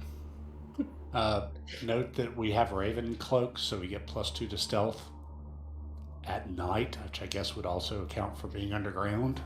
Oh, I'm sorry to tell you that, but I don't have one, so... Yeah. Might track you down here. Very sorry. I think I'm getting low on Pietas, but I'll spend 3 at sundown to do Diana Lycia, which reduces difficulty of all Decorpore into natural rolls by 1, and for explorers lets me use Denatura for any action normally done with Decorpore, and I get the specialties as well. Very good. So, okay, we're going to do a little Decorpore, so this will reduce my difficulty at least by a level, and I get to roll 23. Yeah.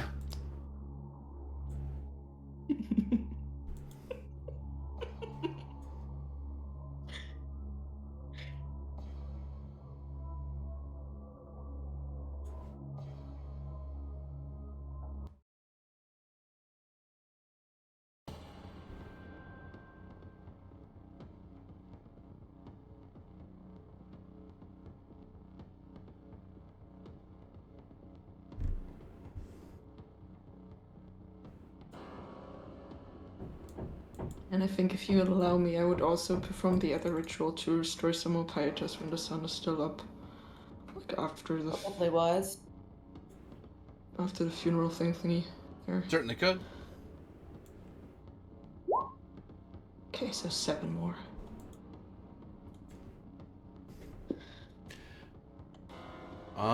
Unfortunately, your group, at least one of you, did not get the required number for an ambush, so you try to creep up on them. Unfortunately, the troglodytes are somewhat on guard for, not particularly for any particular attack, just for other tribes, perhaps.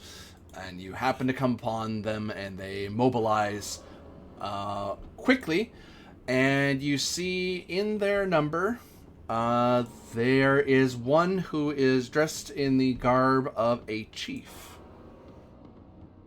who is far more decorated and bejeweled and with a better weapon than the rest. Is that actually the one that you know as a chieftain wears camel pelt as a sign of their prestige. That's how you know who that one. That's how you know that one's the chief. Fair enough. You are of equal number because of your guard, I think. It's 1, 2, 3, 4. Yep, I'm right. So I forget how the division happens here, because you normally either outnumber the crap out of them or you're equal number. It's rare that you're actually equal numbered here. Well, actually, you know what? There is opening volley. That's maybe, and that happens before. You may drop somebody here. So, yeah. Well, actually, then who swings at who first? Initial volleys. Oh, they happen at the same time anyway, so it doesn't matter who shoots first. Yeah. Yeah, there's enough.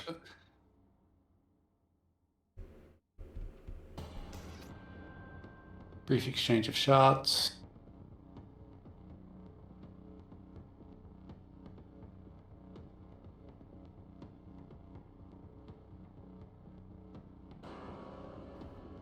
Ranged combat. Scroll.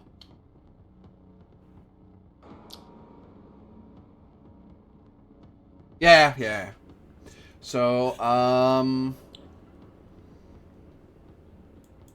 there's a line up here.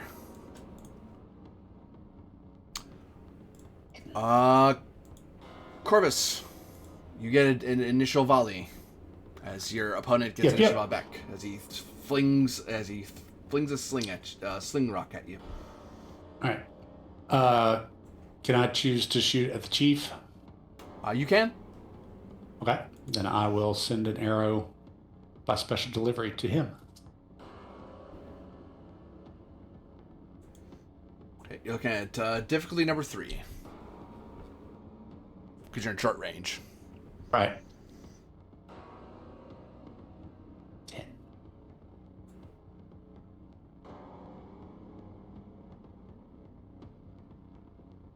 So that's 7.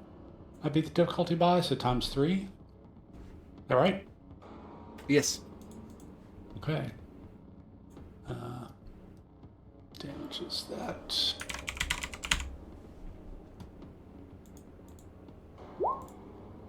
$13.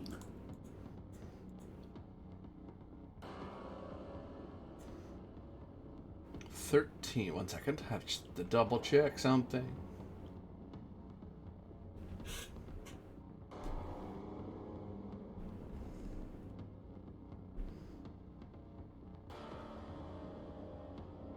Oh, that's what that means. Okay, I understand. 13. It seems their camo pelt protects them somewhat from the damage. A little bit of leather armor.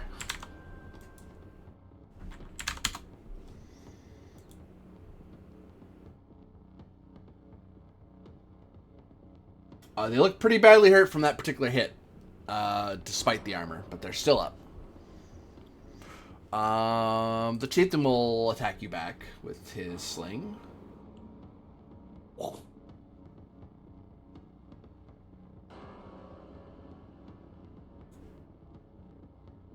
Oof. So 9 hits me times 3, but still sling. So Hey, don't shit on the sling. 7. Armor takes that down to 1. Calypso, who do you want to have your initial volley against? Since I also only have a sling and he has leather armor or something, I'm gonna hit the guy here with the sling. One of the other troglodytes. Yeah, because the regular guys don't wear armor. They don't get to do that. They're not. Yeah, basically that one that's most likely going to attack me or something. You know? Yeah. So kind of maybe thin them out or something. Get one down. Who knows? What's the number? fuck, I need to work out.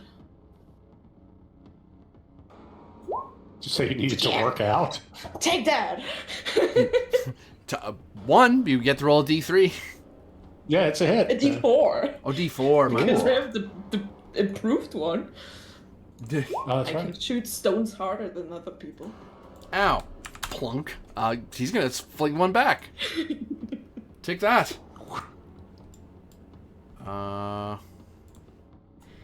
Nice. It hit me. 2. I don't care. Plink. Yulia Rafina. Alrighty.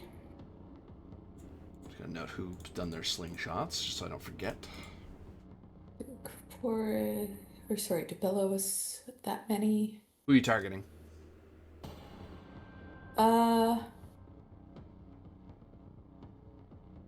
Let's go with Chieftain Dude. This is Chieftain Dude. Oh, then Chieftain Dude. Okay, difficulty 3. Ready? Yeah, if we can get at least one of them down, then Calypso can kind of fall back. 8. So times 2. Yeah. So Plimbata does 4, so I roll 8. Arrow. Sling bolt. Plumbata. Yeah. Yeah. 3. Oh, The armor soaks it. Damn. Oh well, I tried. This I'm guy. not very good at range. This guy will fling his sling bolt at you for attacking the chief. How dare you? I was gonna get him and become chief later. Don't kill steal, please.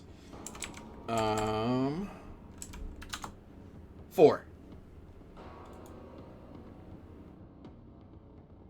As a sling rock rockets at you, Rafina. Ah. I think your armor Pretty takes sure my care of armor that. soaks it. And this guy will throw his rock at Corvus.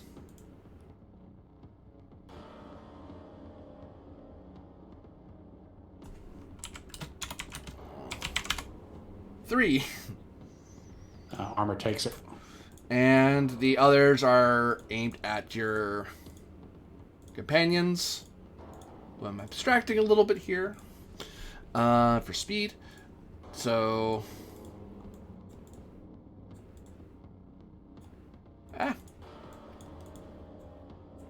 The two lines mash into each other. I should point. No, come back. Come back here. Right here. Go to the map layer. Not that map layer. All the way to the back. Yeah, that's where I needed you.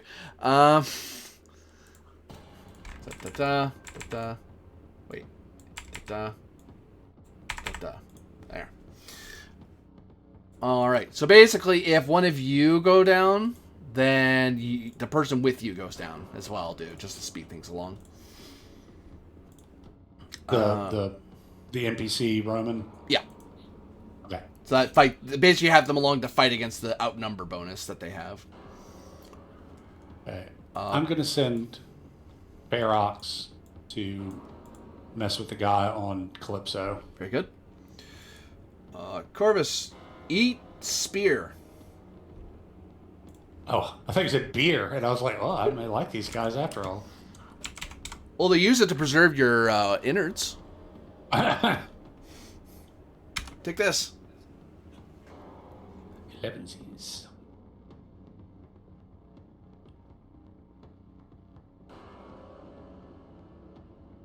Twelvesies. Yeah, that's a straight hit. They don't have any great damage. So.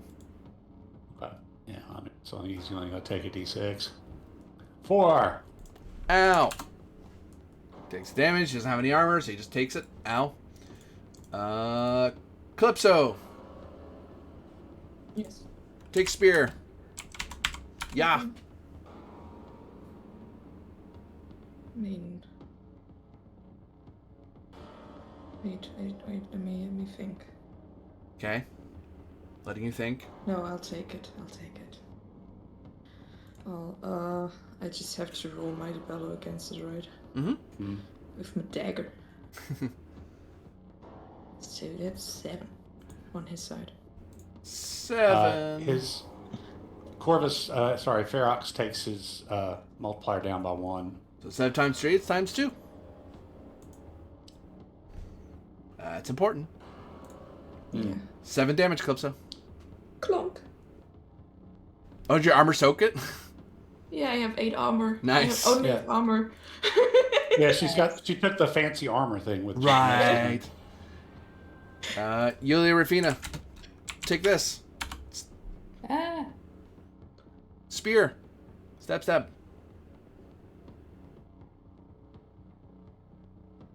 Back. I need to roll back.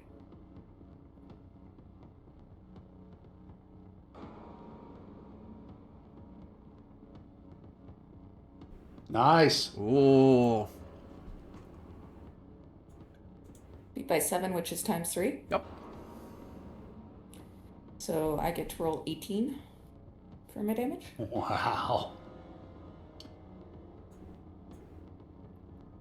I might not be as tanky as Tiberius, but I am decent with the Gladius. Yeah. 12. 12, you say? Yes. You cut them very badly, and they growl in anger as you just managed not to get a killing blow. They just were too reckless that you kind of assumed they were going to dodge, and you ended up like jamming it into their shoulder. Like, whoa, okay, I needed to get out of you now so I can stab you again. New Tempest, does Ferox move anywhere?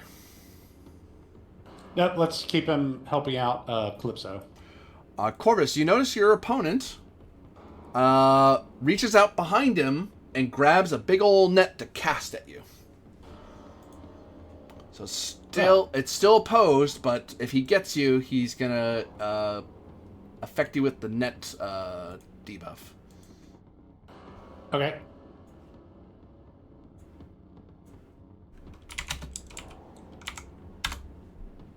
Oh, wow. That was a waste. Absolute waste. Well, I mean, I haven't rolled yet, so hold your horses. That's true. You could roll garbage. I just need to get any. Well, there we go.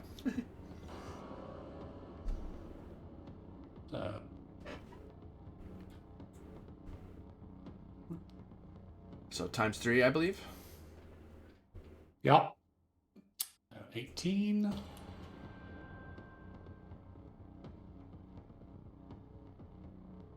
Yeah, let's just do that. 14. 14. This troglodyte goes down as you cut him down. Calypso, your opponent is also going to throw a net at you. It's just fucking rude.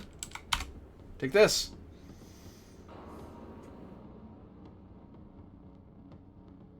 You know what? Could you please reroll that? No. Unless you can make me reroll it with some sort of ignomata. I can. That's what I say. I thought you were just saying, just do it. Just do it. Blessed foresight, I can force him to repeat his Debella roll against me. Question is it a Debella roll or is it Decapore because it's a fucking net? In any event, he got maximum on 2 dice, so hopefully he'll do worse this time.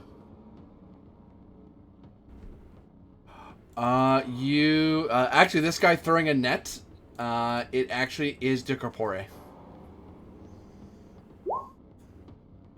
Okay. Right. Let me roll again. Yeah, fate intervened. Alright. Yes! You don't Yep, know. 13. That's 2. So that's... I can roll my dagger.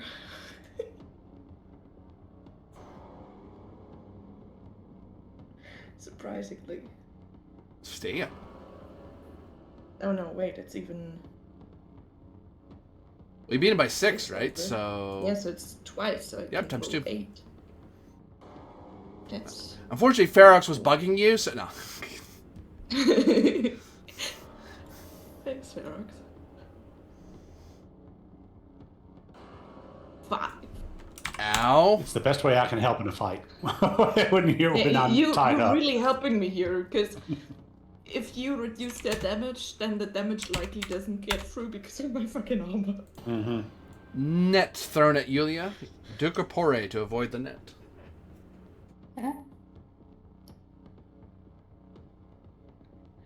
It's just my Ducapore right now.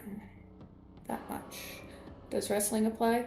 I doubt it, but worth a check. I'll take it. Yeah, you're probably like reaching at his arm, trying to keep him from casting it at you properly. Nope. So you get caught up in a net. Hey, the net icon actually makes sense. So what that does to you is you're instantly dead. No. What it actually does to you, you're trapped in the net. Your damage multiplier is decreased by 1. And you cannot escape combat. And this lasts until the end of the fight, until you spend a Tempest trying to free yourself.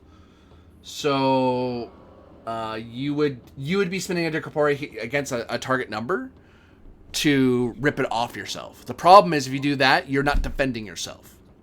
And that puts a DT 0 for someone to attack you. So you could keep fighting. It just your damage multiplier down because you're all caught up in the net. Or you'd have to find some way to disengage and spend a turn trying to get yourself out of the net. And now you're seeing why the priests got killed. Because if enough of these guys throw a net on you, you get hampered very badly, very quickly. Plus side, the net doesn't do damage, so... So, New Tempest, you outnumber the enemy, so you guys can choose who falls back. I mean... I think it's probably best if,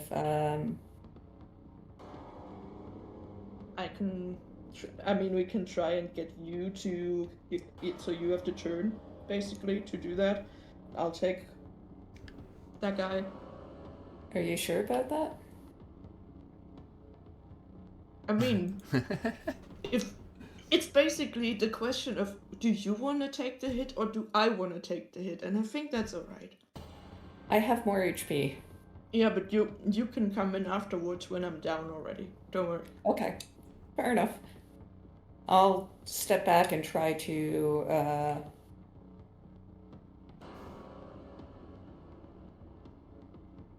Disentangle? That sword, thank you. You know, I'm a meat shield, but like the can of meat, and the can is bigger than the meat inside, so... I apologize. Corvus, you get to choose, because you're on the outnumbering side, you get to choose who you're facing off with. Same with Calypso, you get to choose who you're facing off with. It could be with just any of the troglodytes, or it can be... I want to face off with the chief. Okay, so this guy will shift over.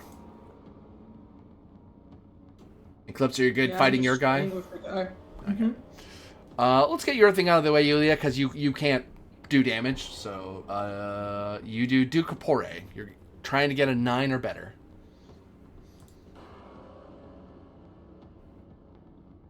I assume wrestling does not apply on this one. I'll take it. You're wrestling with the net, trying to get it off you. Okay. The gods must intervene, and they do. First turn. There you go. The net is pulled off. I doubt anything extra applies, but if it does, 16 total. Sadly, no. Just bragging rights. Corvus, you're facing off with the chieftain. The chieftain has a really cool spear and really cool camel pelt. So he's gonna stab you really good. Actually, Okay. he's gonna do the tried and true method. He's gonna throw a net at you. That's what he's gonna do. He knows that's what he needs you to be less. Actually, how hard are you? You're pretty hurt. Do you really want to try that? Do you just want to stab? Because you're better than the other guys are.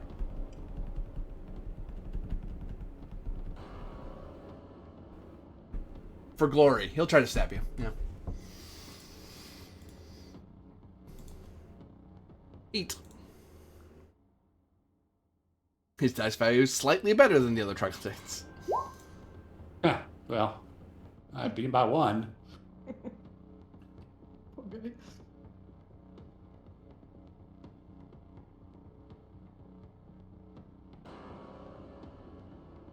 let's do that.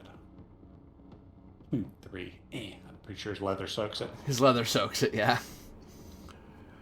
All right, Calypso. You have a bad one who wants to stab you. It's just unkind behavior. He still hits. Do you have a shield? No. That wouldn't matter anyway. There's nothing to reduce. It's alright. 1.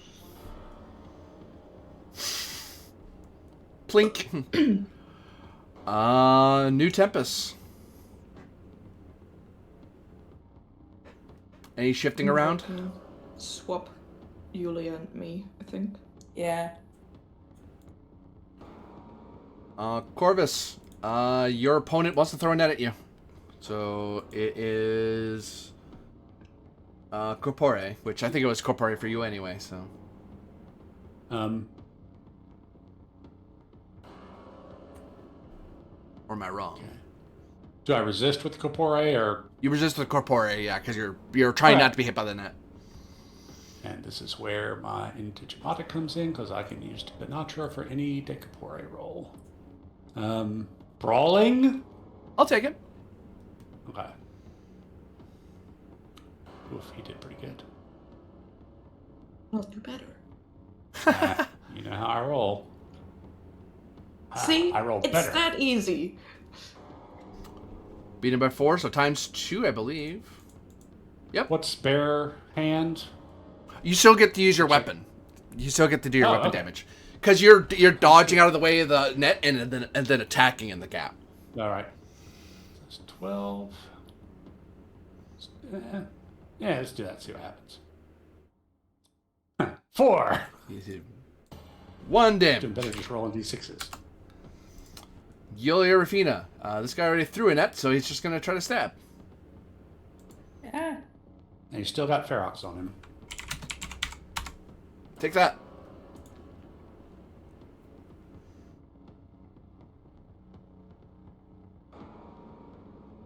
Right. My time to roll. Yeah. 13. Nice. Whoa. Beats him by 5. 6, sorry. Times 2. Oh, nope, sorry. 4, not Try. 6. Okay, times 0. What's that face? Hey, if you want to change numbers. 12. That's what I get to roll this time. Let's submit. Gods intervene. Ooh. I think you're Do it just again. taking care of this guy. Oh, he's super dead. 17. He's super dead. Well, I wanted to throw a stone at him, but I don't think that's necessary anymore. Who are you going to throw a stone at, Calypso? No. I will throw a stone. Corvus? I just dodge it. Throw it at Corvus? Ferox? You want to attack Ferox? It's enough, stupid bird. No, I will attack that guy because I'm like sure that I can make more Okay. of the fucking stuff Difficulty on 3. these guys. By the by, is Ferox in danger at all? Yeah, they can choose to attack him. Oh, that's what it is. Yeah, at the end of each temperance, the hindered adversary debello DT9. 1 degree of success out of action for a day, 2 degrees of success or higher killed until I gain another level. I'll just say the Troglodyte wasn't thinking about the bird. I forgot. I was like, wait, doesn't that happen? So you did 1 Tiny damage. stone. It was a very tiny stone. Plink. It still does damage because they don't have any armor. All right. You outnumber them, so do you wish to shift around at all? Also, Ferox needs a new target. Yeah. I think we're good with keeping Calypso in the back. Yeah. I mean, yeah, I don't know if we might want Corvus in the back too, with his bow. Not sure. Yeah, because you can choose to outnumber somebody here, or you could pull someone back. Yeah. I mean, I will tend to have more damage dice with a bow than I will with a Gladius, just because they don't get to roll against me, and so I'm rolling probably at a 3 or a 6. Yeah, why don't we have you pull back then, and I can just kind of maintain the front line. Okay. Are you gonna face off with the chief there, Yulia, or are you gonna move to someone else? Chief. Okay. Then who's Ferox on? Let's put Ferox on this guy. Okay. Yulia. Get stabbed. Spear. Uh-oh.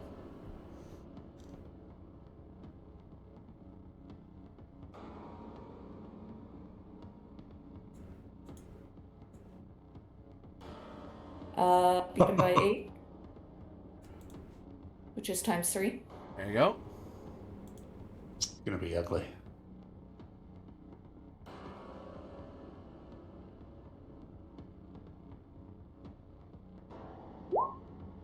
He gets 14 damage. Whoa! -3. He's dead. You have slain the chieftain.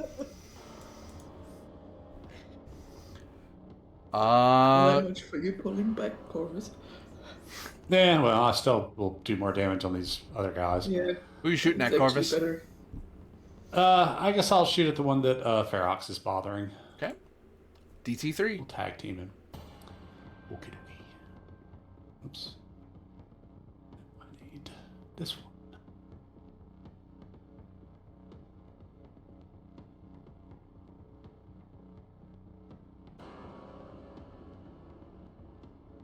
So that's 8, which is times 3, which is 18.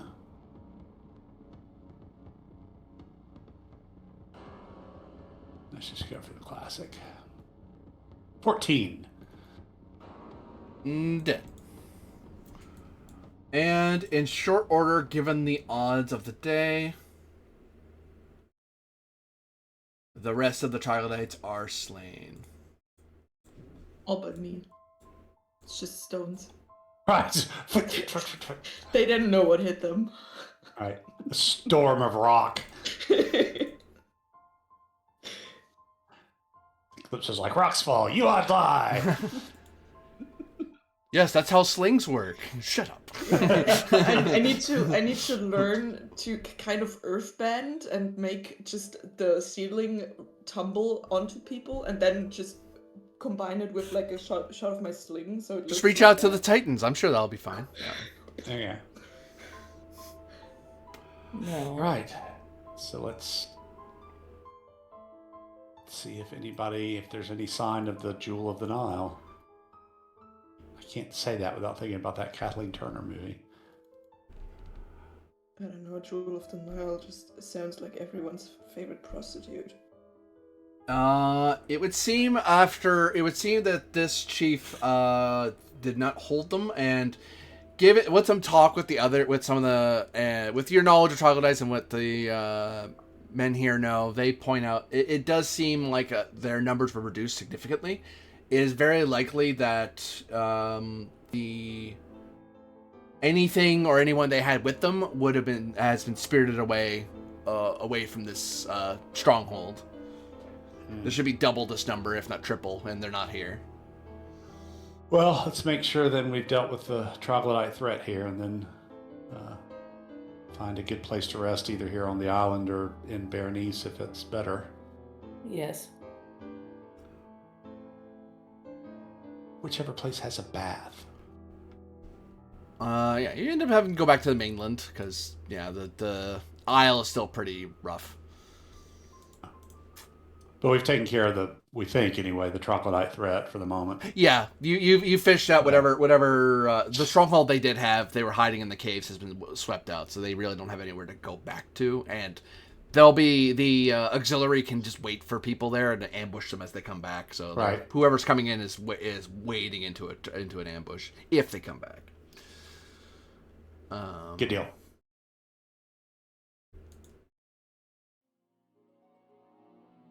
That's the victory music. You haven't done that yet.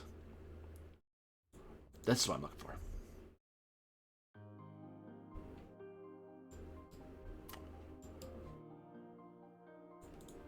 As the three of you get your rest and wash up, you, for once in your many days in Egypt, find a night of rest. Of true, unplagued, unnightmared rest. Yay. I don't believe that. I don't believe that. He's lying.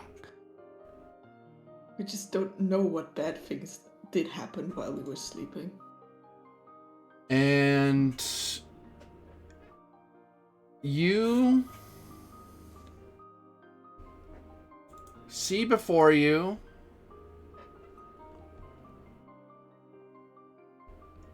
the three of you hear a knock on your door in your makeshift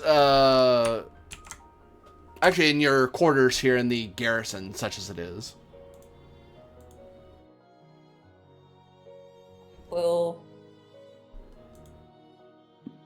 you know what? We've had enough times of being taken unawares and attacked in our sleeps, etc. since we came to Egypt.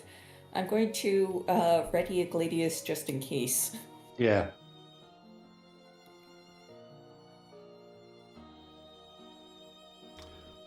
Yes, I'll call through the closed door.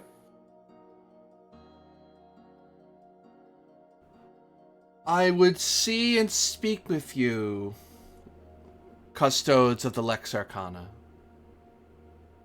Do I recognize the voice? No. Who is calling upon us? You may know me as the Hawk Lady in your tongue. Have I heard of this person before? DiMaggio? Oh, I very much doubt that I will make this roll, but hey, So, I will give it a try. Any imperial cult thing? Likely not.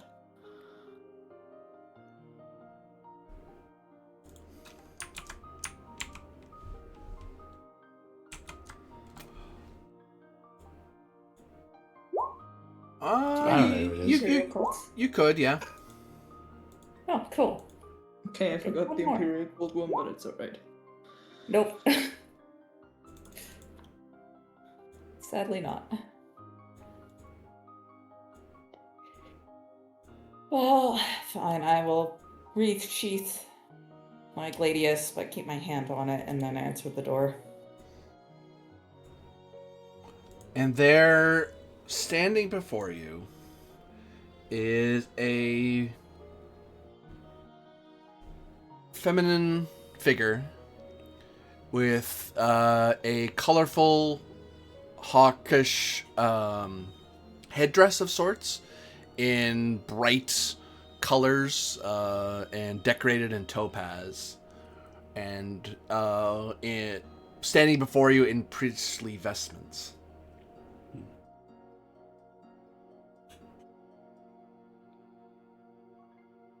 No, well, okay. Welcome her in then. I have come to tell you that they killed them all and stole the Jewel of Horus to become an ornament for the scepter of Amun-Ra. But for the darkest of shadows now gather at the bay, and even the unaware perpetrator, corrupt Hiror, is but a puppet in the hands of a much greater darkness, one that lies below the world. I implore you to recover the jewel before Egypt is plunged to darkness, with the blessing of old gods.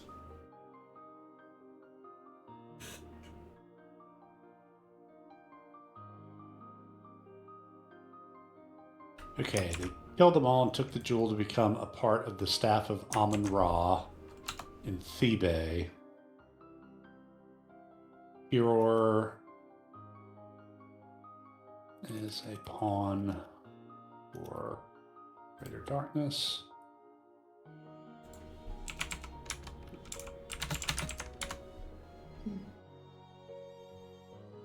Huror, is he behind this? He is the one who sent forth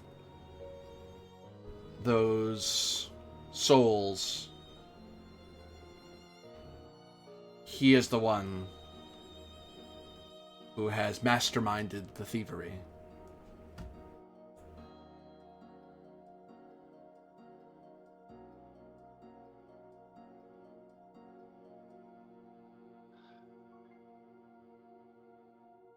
And he holds the staff of Amun-Ra, She nods slowly.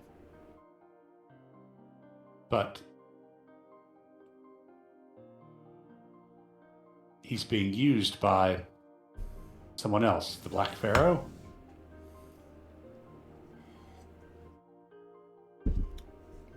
She does not correct you. Fair enough.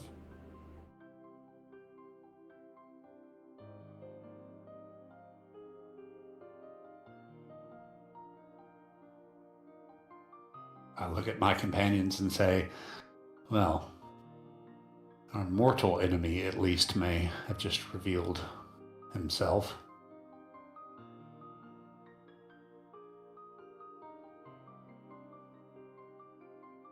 I look at the Hawk Lady and say, our duty takes us to Thebe. We will, if at all possible, recover the jewel and return it to you. But the child who resided at the temple, was he taken or she taken as well? And the figure, as you begin to ask, the figure is suddenly enveloped in a flurry of wings and vanishes before your eyes.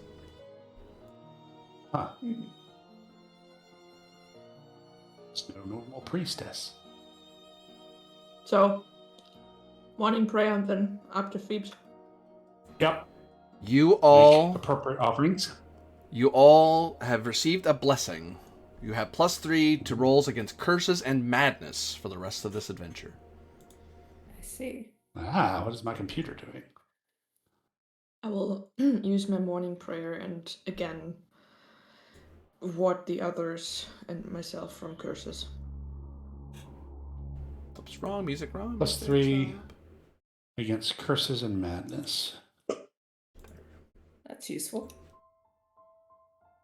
Yeah, but you're also, until sundown, immune to the curse condition again.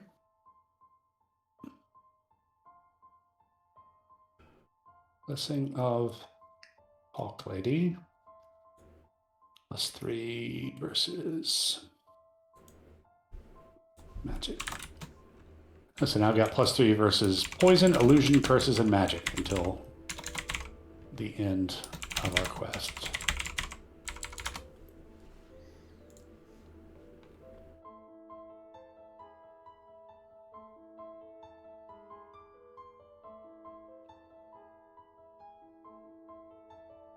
GM, are you keeping track of the additional I am. the XP bonus? Okay. Yeah, that's why I'm putting it in Discord so I don't forget how much I'm awarding each time. Fair enough.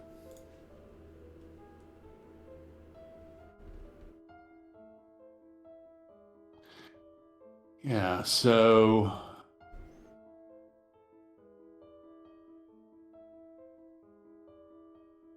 eBay's not on the big map. There it is.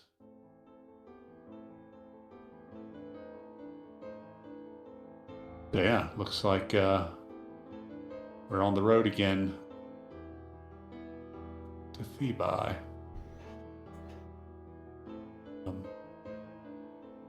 Is our road guide still around to rejoin us? Yeah. Okay.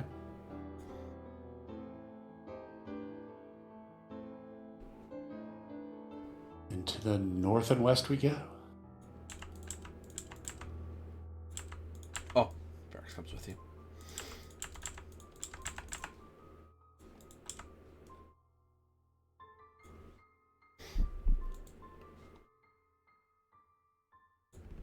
All right.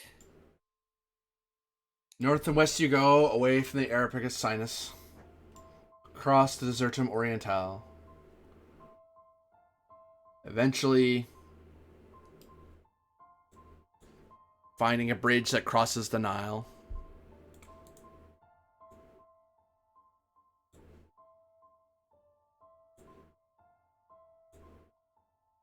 Onto much more civil roadways and much more populated ones.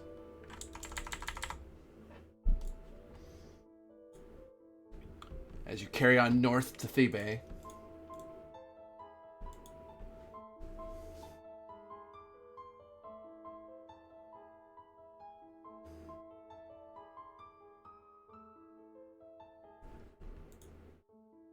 Your companion is quite nervous.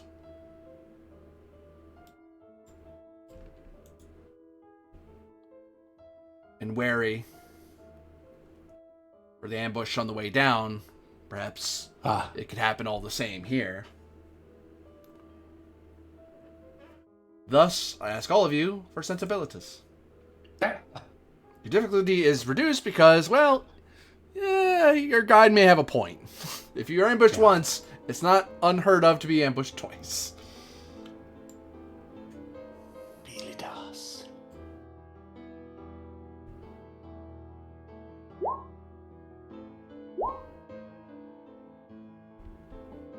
Sensibilities.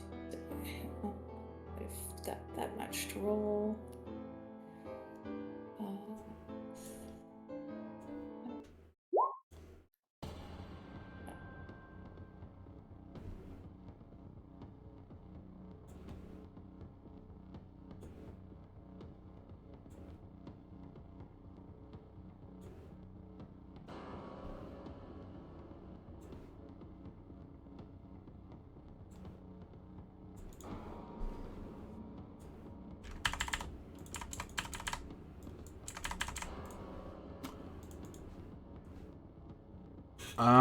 And creeping through the water,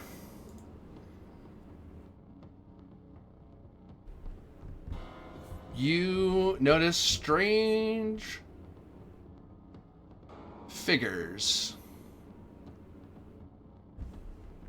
And one of which looks to be a rather barrel of a man of muscle who has a rather nasty scar across his eye and along the part of his face.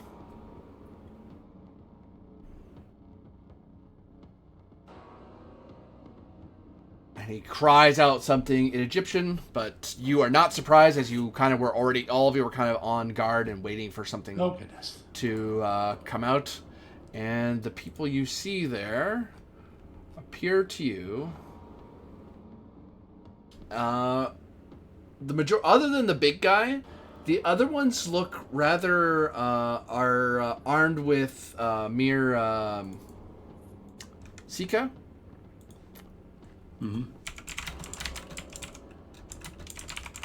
And the leader, the big guy's armed with the Kopesh. They don't look terribly well armed or organized, other than by him.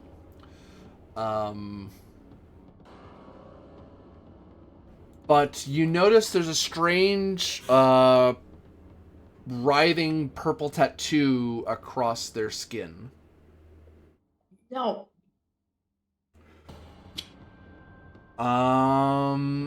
Initial volleys. I'm just gonna put it like this for now. Corvus, who do you want an initial volley?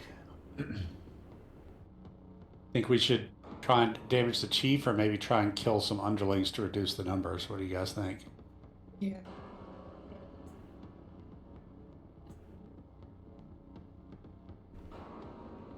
Correct me if I'm wrong, but unit tactics usually dictate if you take out the leader, the rest fall into disarray. Fair enough. More often than not. So yeah, Corvus will take a shot at the leader. Okay, DT3.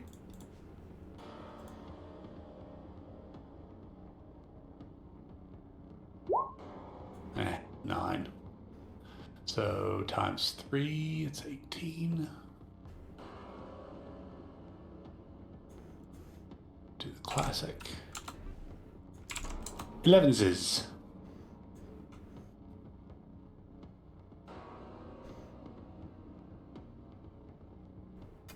11. Almost. You put an arrow and it clips into his neck, and he has big purple tattoos that kind of writhe and snap at the arrow. But you notice he's bleeding rather profusely. Like, you get the feeling that if you didn't hit him in a very nasty spot, that you would have done nothing. But he is still mortal. Yeah. Good to know. He does not have any ranged weaponry. He's just getting ready to charge out of the water at you.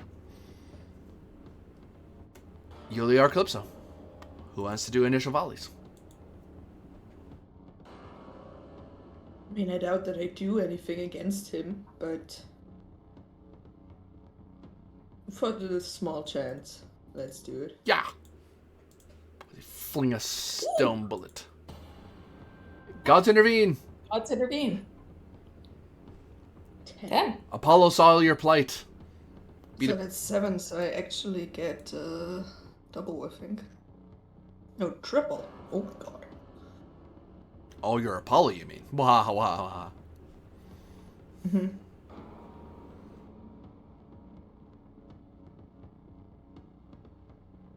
Nine. And the stone cracks him in his head, and he falls dead in the water. Very nice. I approve. Yulia Rafina. Excellent shot. I will target this guy right in front of me. Okay. 9.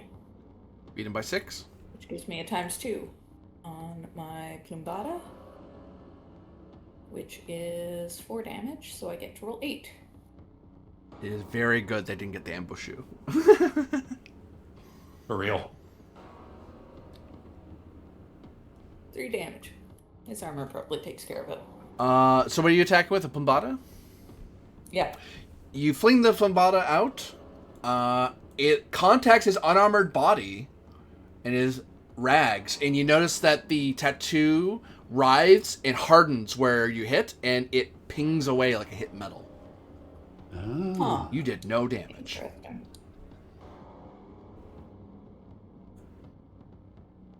And then they charge. They outnumber you, so they get to choose who attacks who. This guy's going to eat one of them for fighting. Attack. Who did the killing blow on Chief? Oh no. It was you. We'll let Ferox harass this guy. Question is, where was your chief if he can't stand a stone?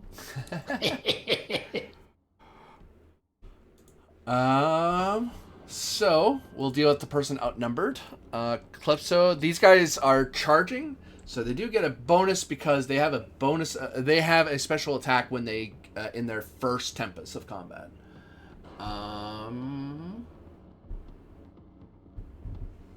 Okay, so that doesn't matter too much at the moment. As he charges at you with his curved Sika and tries to stab you.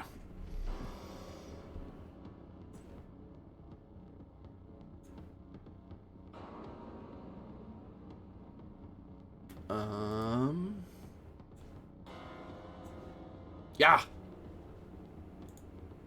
We're starting with me. Starting with Calypso. Oh, sorry. I would like you to re-roll that, please. Yeah. Lol. That was very effective. I had D4s. It's hard to mess with them too much. Yeah, that was kind of because I just took the chance because can't really get much worse.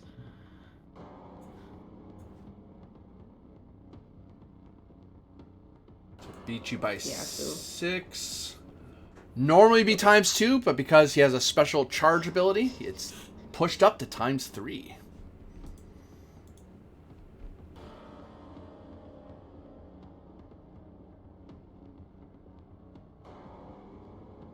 Ah, nice.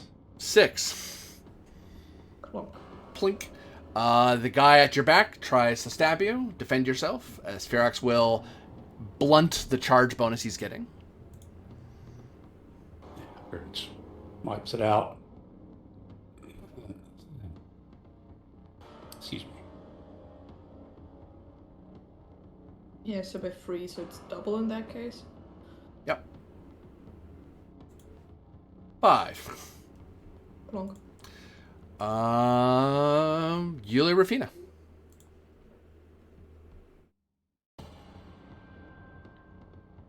Eat Sika. Yeah. Eat Gladius. Stab, Ah.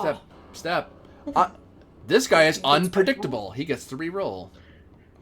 No. Okay, this guy's unpredictable. He's real. He's unpredictable. I beat by 4. Still ×2. Yeah. As he madly just suddenly goes straight to the ground, flat, and trying to chop at your ankles, which that's a neat idea, but 13. Yeah. Not much. Not much use.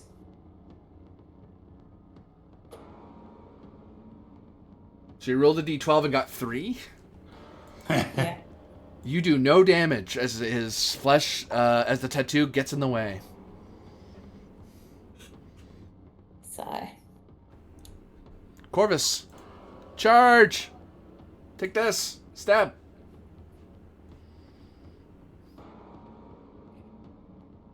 Stab, No. stab, stab. Unpredictable. Yeah. Well, that can only do so much. Yeah. uh, Huh. I don't think I do anything to it with 1 damage. Tattooed takes soaks the hit. Yeah. All right, they lose their charge buff. This Ferox move.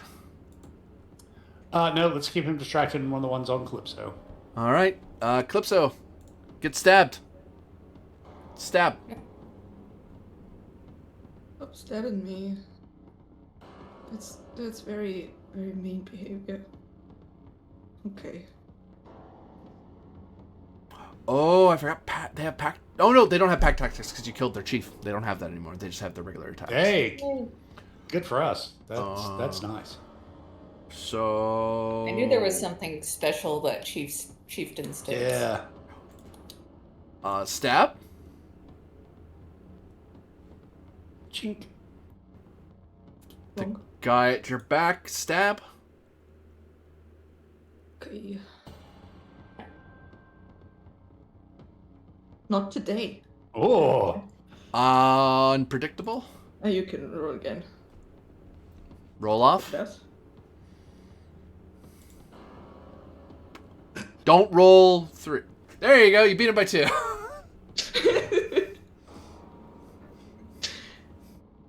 Yeah, this bird. Clunk. Plink as it plings off their tattoo. We are really, really hitting hard here. There's a lot of clunking. Yulia, stab. Step, step. Die, please. Step, step. Step. Step. Stab. No. Stab.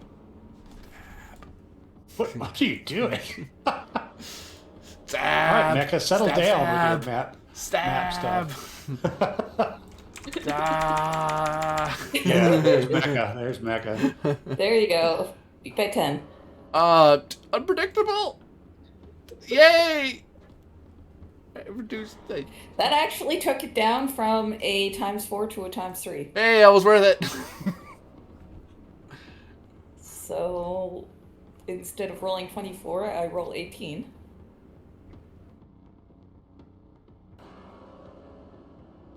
What? Yeah, 10.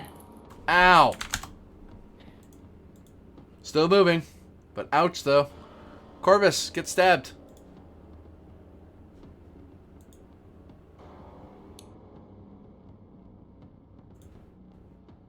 No thanks.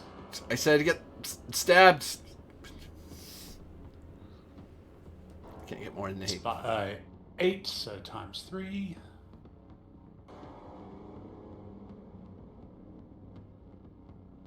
Yeah, let's do this combination this time. 10. Ow. As you notice, the tattoo does not blunt any damage if you do a certain amount of damage. Ah.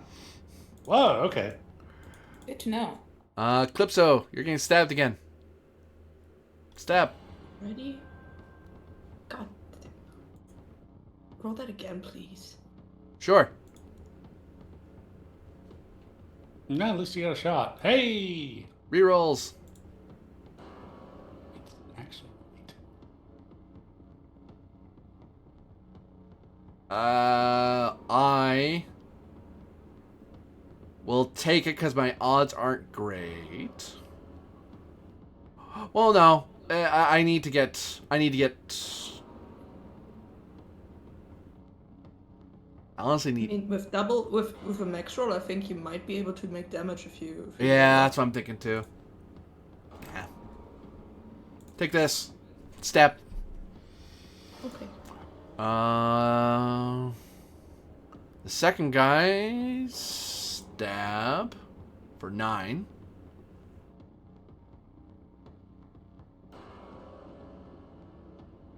So for free. So it's yeah. I beat you. I only beat you by 3. Yeah, I should be unpredictable. Reroll it. Ba. Same number. That's unfortunate. Stab. 2. Yuli Rafina. Get stabbed. I'd rather not.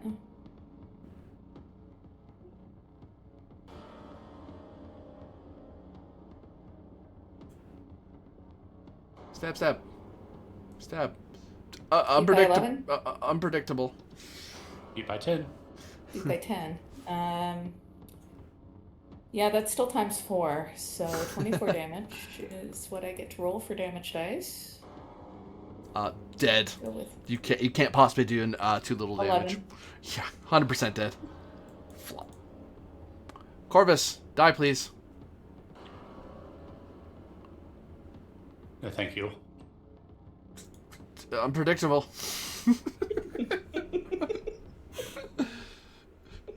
Take that. Fear my unpredictability. So I'm just beating you by 14 now. Darn. Which is times 5. 6 times 5 is 30. They're dead. Was that a question? Thud. I only did 12 with 30 damage dice. Oh, this game. So yeah, in quick order, once the tipping point happens, the rest are dispatched. Because they can't do enough damage with, they really needed the outnumber bonus, and they needed the chief. Once they lost both, there was no hope for them. You notice these people are all sickly, and now that they're dead, they look underfed, dehydrated, and it's almost as if the tattoos were propelling them forward in life. And as they die, the tattoos change into dark purple bruises.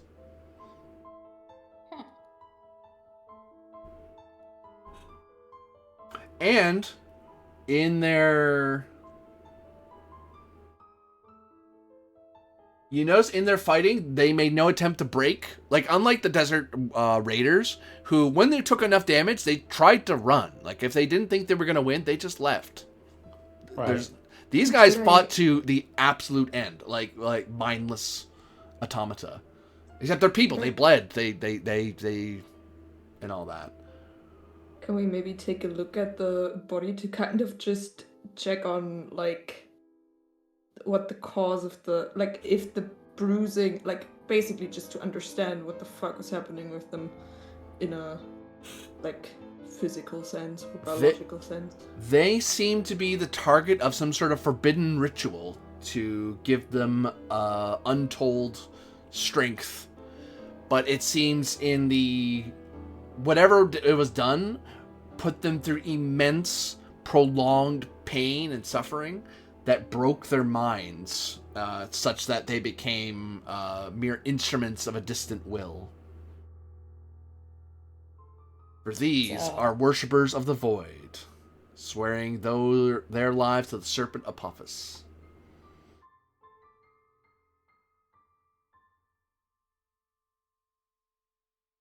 I don't think that was bandits.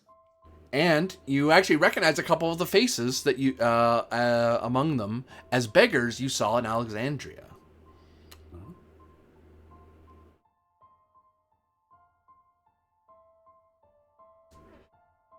Huh. At a distance, you would have mistaken them for being leper or ill or something like that. You wouldn't think that they were... Unless they're attacking, it's hard to tell that they're actually worshipping Apophis, because they're like wrapped up in robes and stuff like that. And to be honest, your average Lex Arcana Praetorian does not bother with beggars. That's not really your department, honestly. Mm. And they certainly don't teach you to look after them, frankly.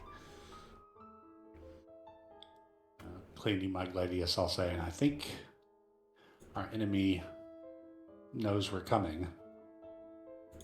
I think you are correct. You know, I kind of like the thought that our enemy thinks we're dangerous enough that they want to keep us from being there, so it's kind of filling me with hope. Let's go.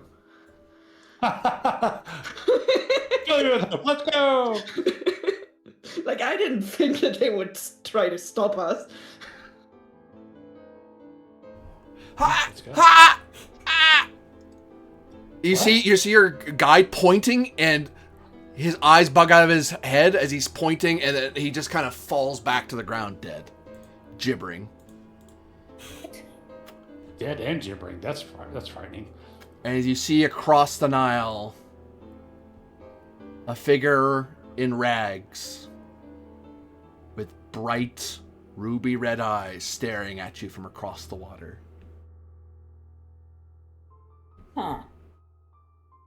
I'm guessing one of those bonuses against madness is going to come in handy right now.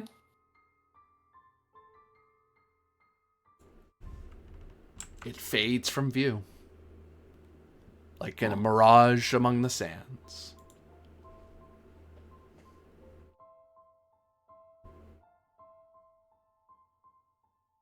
Okay, Chorus, it's time for you to get to the front. Maybe we can take our guide and bury him later. Well, I mean, we can bury him here. Yeah, let's just bury him here. Do the Give you a hand appropriate with rituals. it. I'm not Yeah. particularly good at it, but I at least can ease the load a bit. Yeah, so we'll give him proper burial. Take his... I don't know. Legion said something like dog tags. I don't know. But anyway, we'll note.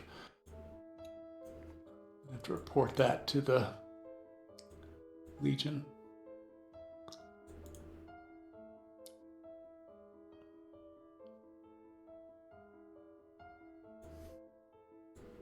And as you pay your respects and set him,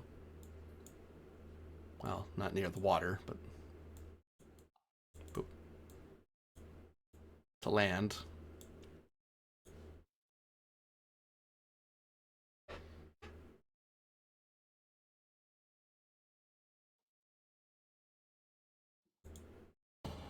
roar! You hear this loud roar. And you kind of look over like, what now? Sort of feeling probably of, there was no one else. You're on an open road. And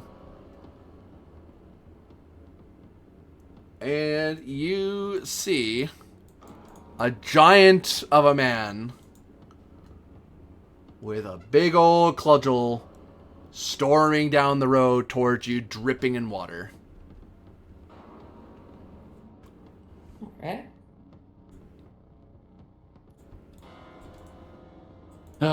This day keeps getting longer.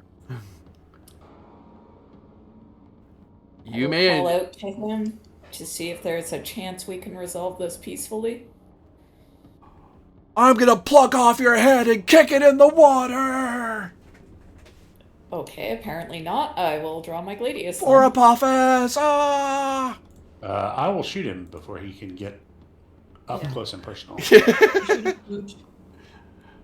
Hit him with a rock. I don't think it will do much. Hey, you never know. Never know. Sticks and stones do break bones. Nah. Wow, you miss. 12. What was my target? 3. By 9, so that's times 3.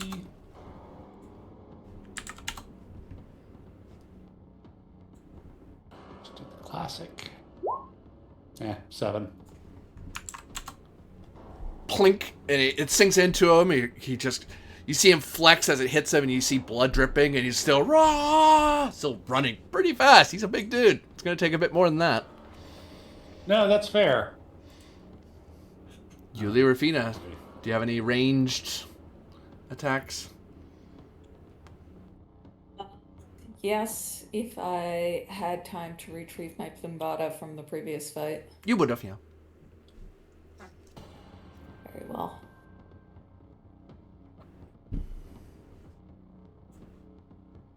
Yeah, I huck a dart at him. Hey, hit him. By 2.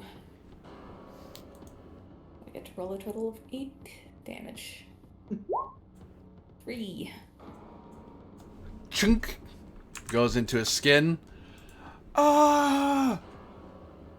Who hurt him more? It was Sadly not me. you. Ah! You outnumber him, so obviously. Although you could hang back, you don't have to get into melee with him. Only one of you outnumber him, so you actually get to choose who he charges. I take that back. I want to be in melee with him. So Yulia gets charged, and we chuck stuff at him. I think that's wise. Yeah, it's not the worst plan. Because I really am better if I can use my Gladius. You can Yeah, tell it's he better. You take. We throw rocks. you can tell he wants to charge at Corvus, but you kind of you meet his charge along the way to stop him. You throw rocks. I throw sharpened rocks on the end of sticks. Yeah. It's also rocks. Sticks and stones. That's what Right. what we use. Oh, that's why bows are so powerful. They combine both sticks and stones. Mm-hmm. Uh, With a stick. Yeah, Rufina, you notice that he is reaching out with his big, meaty hand to try to pluck you off the ground.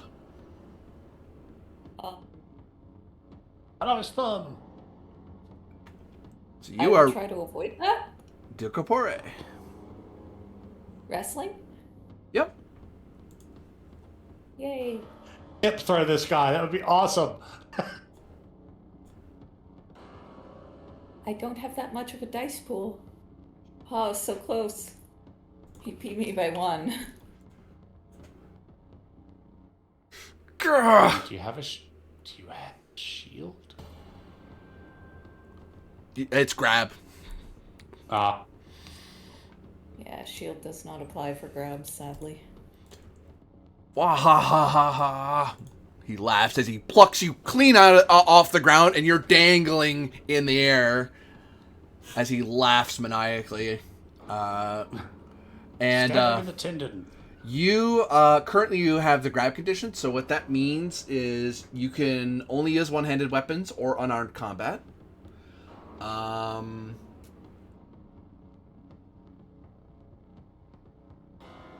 You are forced.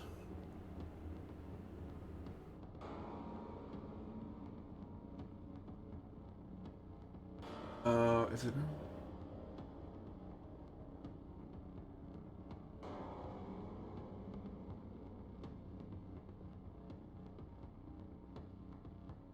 You have to win a.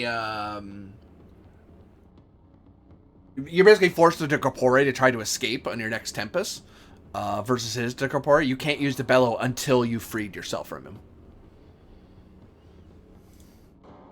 Also, you can't escape because you're grabbed. That's unfortunate. Corvus and Calypso, as he's laughing and Yulia's trying to hit him. Shooty shoot shoot. God. Still a hit, but I think it's only... Yeah, that's just... No, it is... Still double. Yeah, still doubles.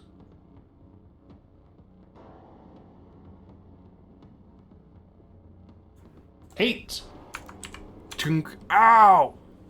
Stop that.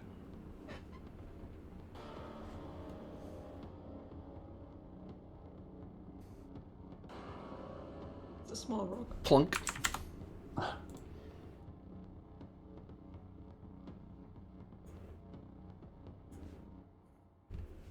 I'm gonna take your little head, red one. And he basically holds you out straight out with his grabbing arm and winds back with the club and he swings with everything he has to bash your head in. Oh my gosh. Dukapore, you can't. You're trying to get out of his grip before he hits you. It's not good.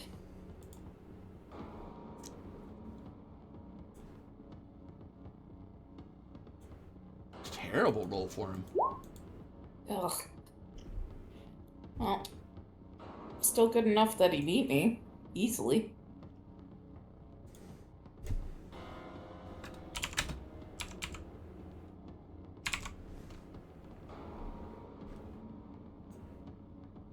And bash. 20 damage. I'm unconscious. So big Not wind dying, up. but unconscious. It's like shake, shake, shake. No, stab, and baff. And Yulia goes flying through the air and skitters just shy of the water. Oof. Well, that's an issue. Yeah. I should have sent Ferox after him. Corvus and Calypso. Alright, let us do remember to send Ferox after him this time. You get your ranged attacks still. Yeah.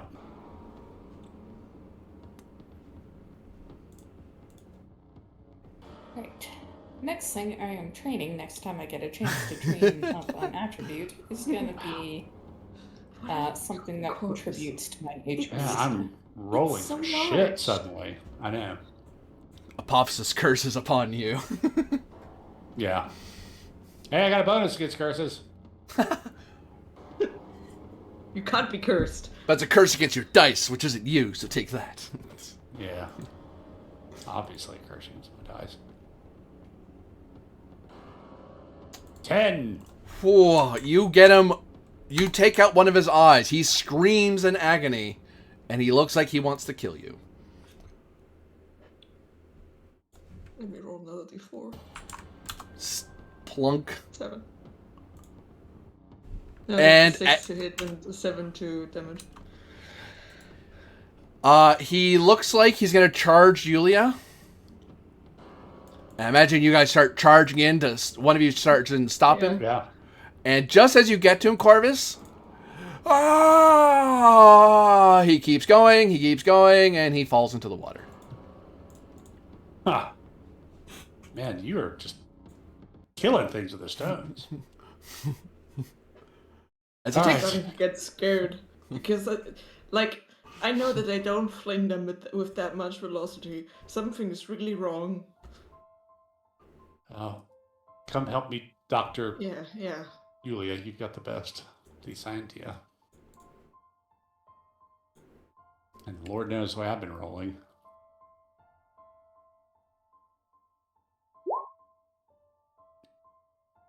that is a 10. 10 is, I think, 3. It is. Yulia, you heal 3, and you are treated.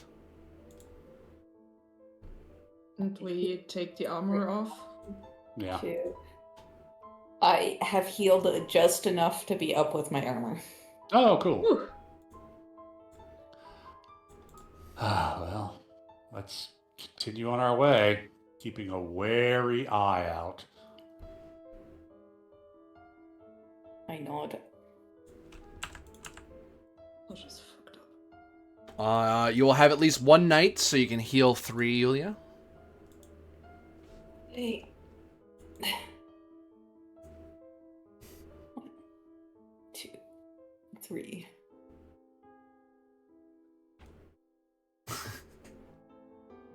I was like, I wonder what a troglodyte giant is. Oh god, that's what it is. Well.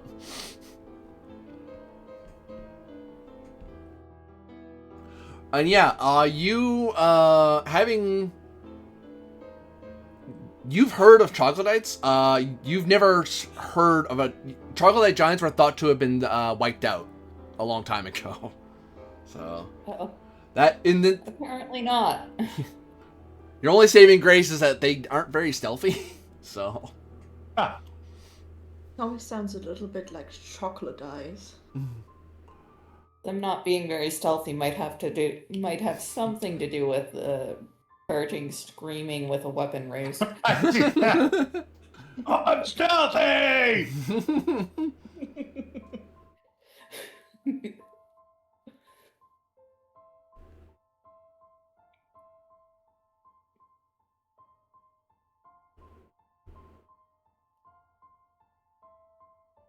You carry on along the river, making your way to the bay.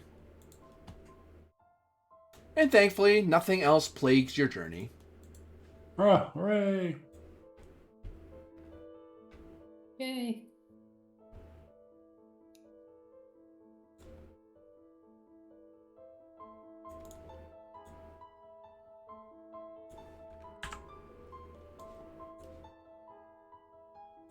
As you finally make it to a proper city,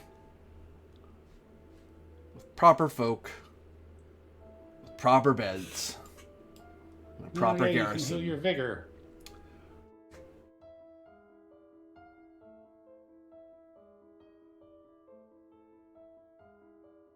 It is here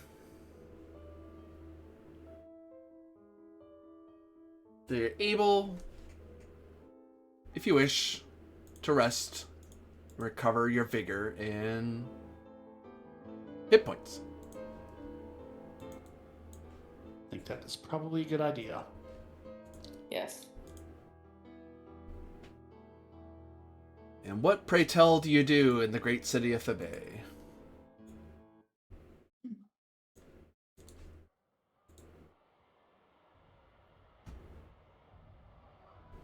It is a burgeoning city along the Nile, one of the great trading posts that in the Upper Nile, which is why you see the various other townships and cities dotting the area.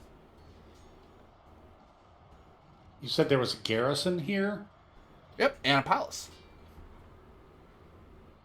Like a Roman government kind of palace? Yep, there's a legate here, it looks like. Oh. Maybe we start there with an audience with the legate. Maybe. Yes. Yeah. He can tell us about what's going on. Mm-hmm. Get a lay of the land. So what do you do? BRB.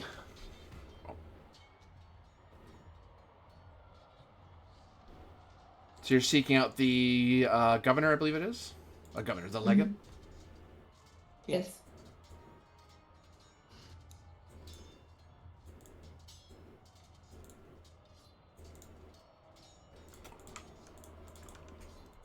You come into the company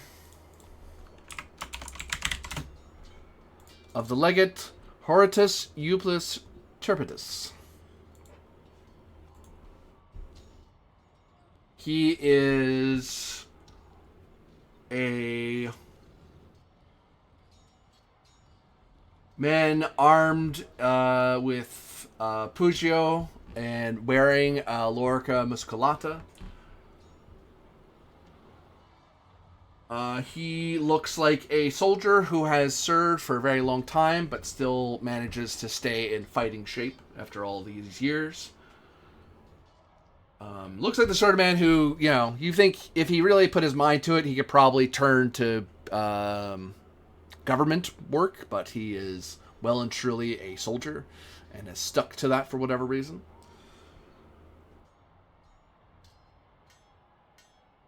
And to it, I will ask for an audience roll, for he is a person of some importance. That's up toward his space, right? I believe so. I think we probably want me to lead that then. Now that Oh, yeah. Oh, absolutely, yes. Yes, 100%. Mito talk people good.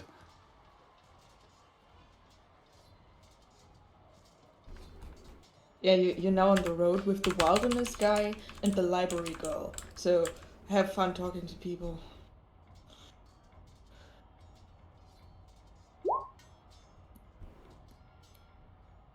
Custodes of the Lex Arcana to see the legate.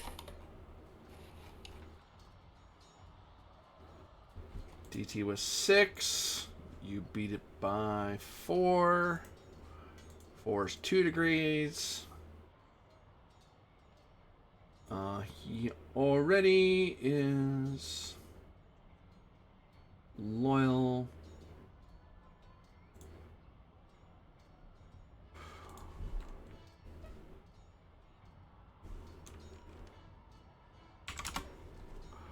So,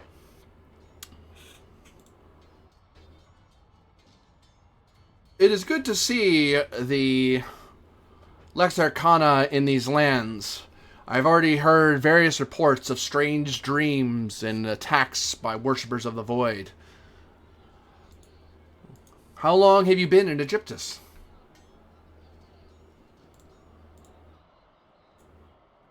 Long enough to know that those rumors have a basis in fact. What brings you to Thebes? And how can I and my legionnaires be of assistance?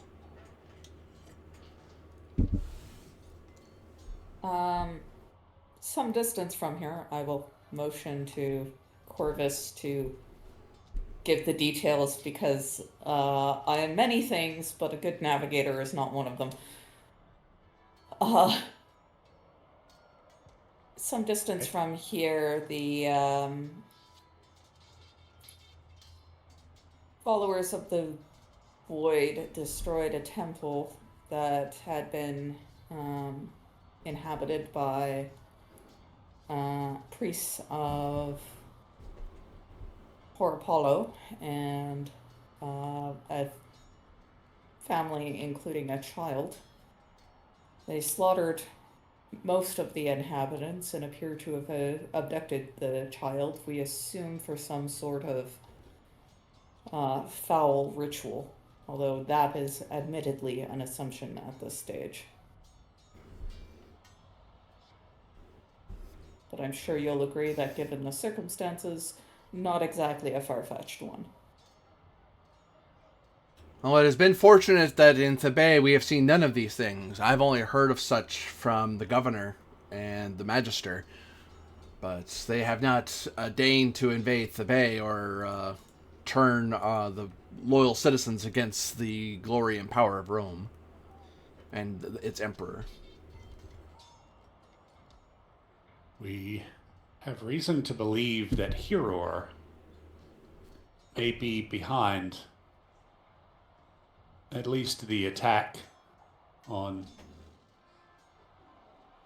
was it the Isle of Topaz and the temple there, and may have hired out for the theft of the jewel, and may be involved in much, much darker plotting.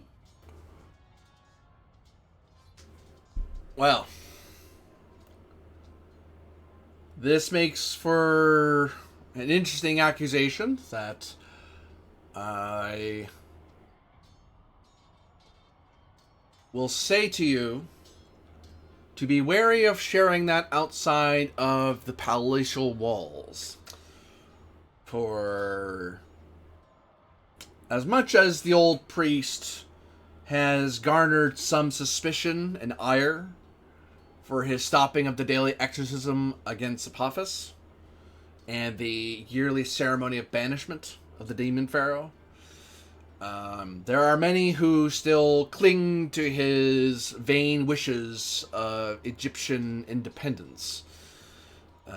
which he styles as adherence to the god's will and such. So, as much as I can read between the reads, I have yet to have cause to arrest him without starting a riot throughout the bay and putting down the good chunk of the populace. My goal for the last while has been maintaining the law and rooting out obvious criminal activity. But for we have no need to inflame their ire against us. So Heror has stopped rituals meant to keep Apophis at bay and Nephron Ka in its tomb? That sounds right, yeah. And I imagine with your presence, that's more than just mere superstition that he's letting go. Yeah, I look at my companions with some real concern. I mean, that sounds to me like the city is in a little bit more subtle way already kind of under attack. Yeah. Or infiltrated.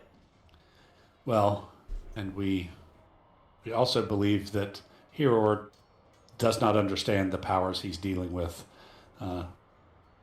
In terms of, he's not the one leading the battle, but rather is just a foot soldier under the command of other powers.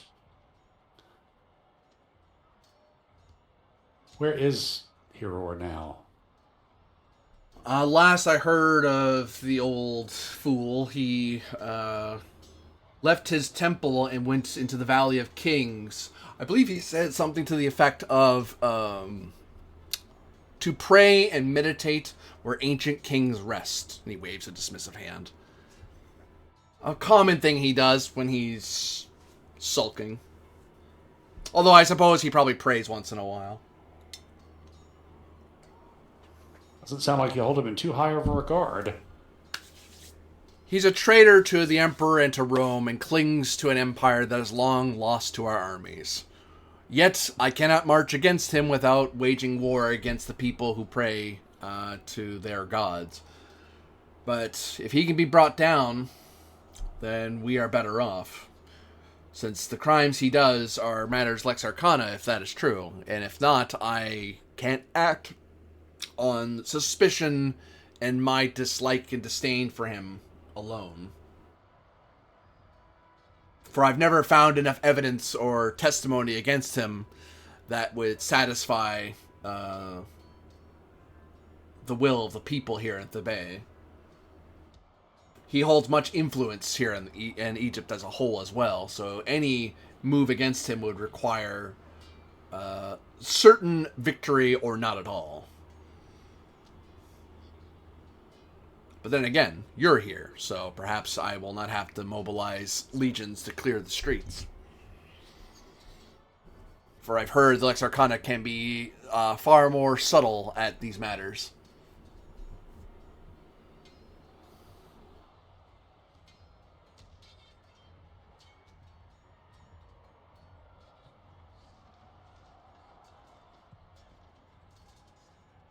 Though I warn you, I don't think there'll be any hope of him being at all cooperative with your investigations. Heror has time and again been investigated and time and again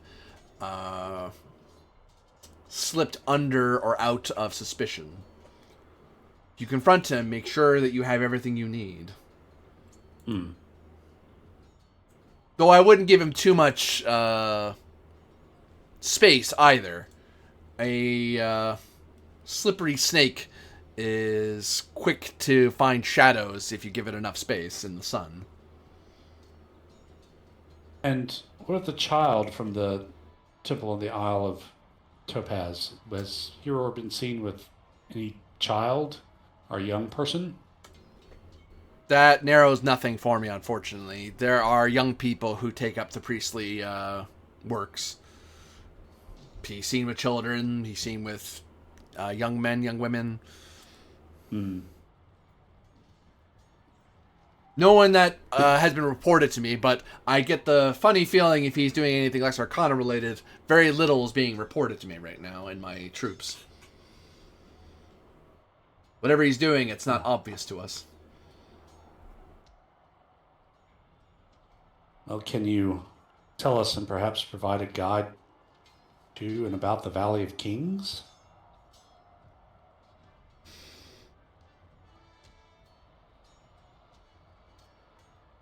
I can send a man with you. It's not too far, and I doubt you'll get lost there.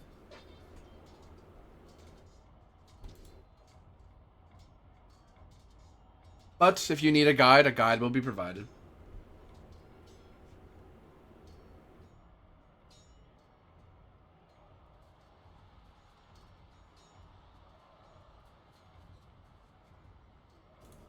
What do you think, guys?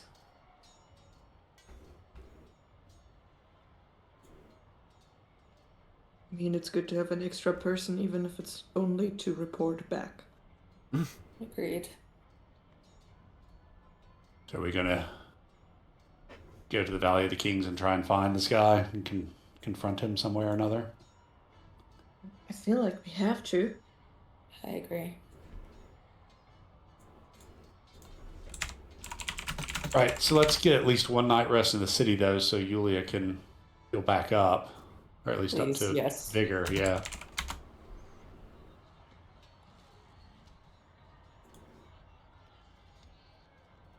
Maybe we just simplify things and take some rooms at the garrison. Would be ideal. With the legate's permission, of course. Yeah, you're Praetorian as far as he's concerned. You can stay here if you want. You're on the Emperor's duties after all, so.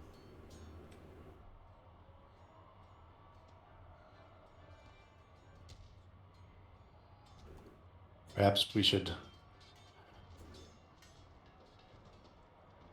recommend the legate to have his troops be a little bit more on the alert, just in case.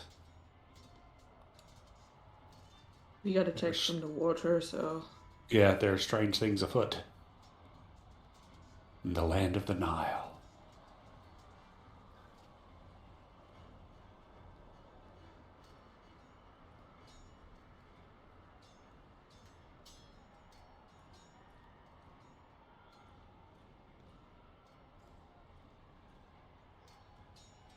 So you take your rest? Yep. Yes. And begin your hunt? Yep. Yep. I'm, I guess, in the morning immune to curses again.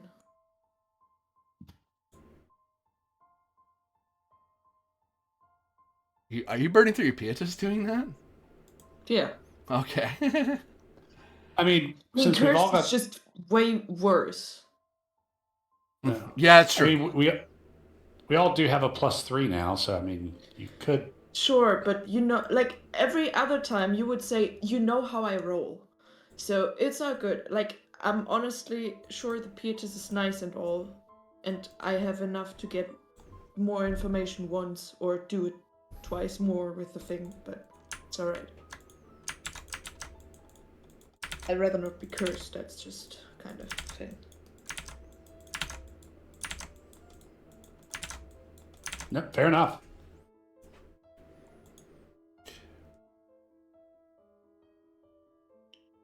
So,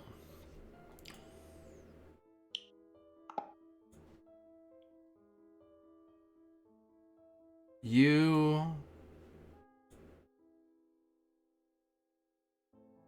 come upon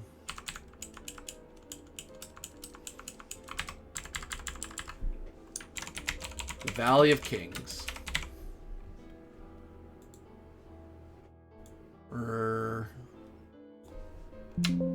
What? Sorry, there is an entry that I'm supposed to be reading here. I'm trying to find it again. That's why I put everything in the same spot.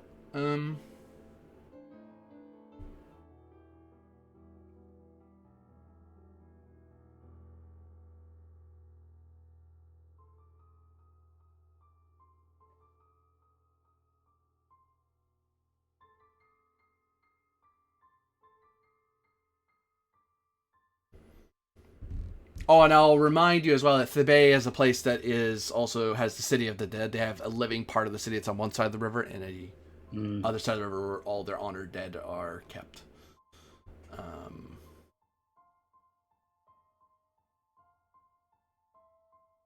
Not creepy at all. The necropolis, not creepy at all.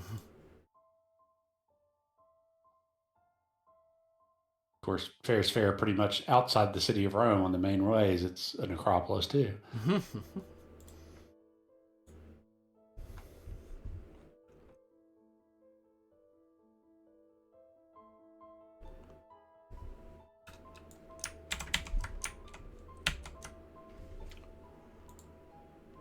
There it is. That's what I was looking for.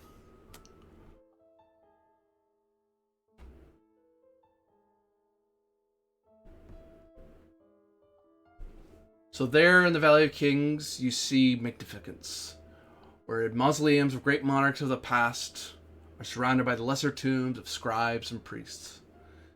It's a narrow, sandy gorge that ends in steep, arid slopes of the Mount Hathor, which looms over the valley and Thibet itself. There are countless tombs within the valley, with every ruler of Egypt after Thutmosis I buried. And sadly, or fortunately, depending how you look at it, plundered mausoleums time and again. This City of the Dead is a colossal ancestral demonstration of the power of the ancient people, with various mausoleums, cenotaphs, and shrines. It's a place that you have read about and been told of, but this is the first you've ever set eyes upon it yourselves.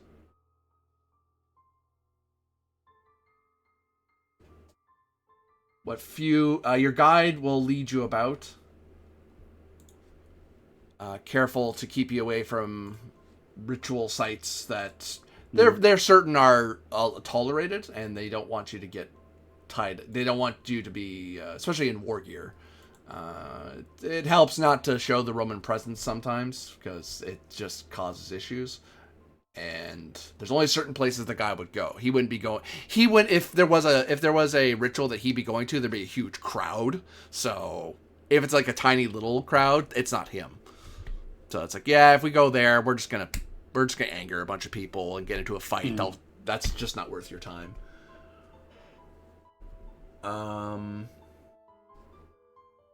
But despite this attempt on your guide's part, you find that you come across in this sacred valley, as one would, various sacred buildings and processions of priests and faithful from all over the province.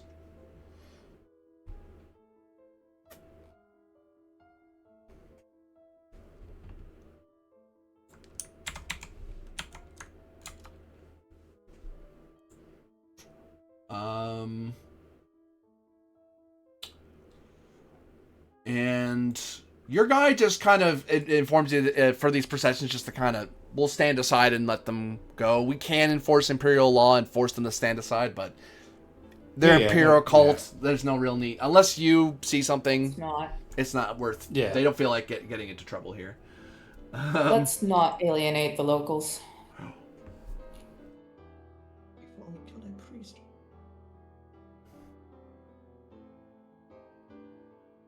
Hopefully. Yeah.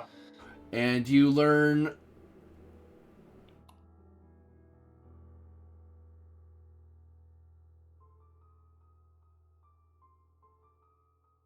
of these people who call upon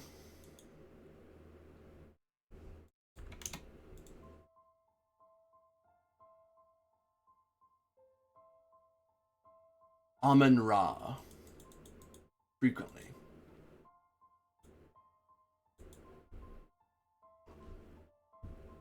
Which is okay.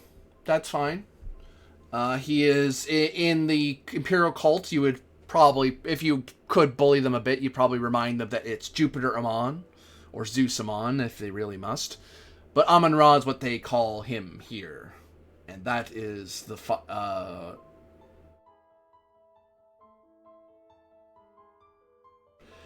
it is one of those moments where it's like, yeah, this is a place where no matter what Rome does, no matter how much power it's had, no matter the Emperor or the Lex Arcana, in the Valley of Kings, Amun-Ra is the name spoken. Right. Which, there's a look from the from your guide who's like watching to see if you guys do anything. It's like, you're not mad about, you're not gonna start anything, are you? Please don't. I don't want to get into a fight right now. Like, it's clear that other members of the Lex Arcana have started stuff before. Yeah. But these also are not... means that our reputation didn't reach here. Yeah. Well, and, if these are just ordinary folk going around doing ordinary stuff, it's fine. Yeah, let's save our effort and time for threats that actually are threats.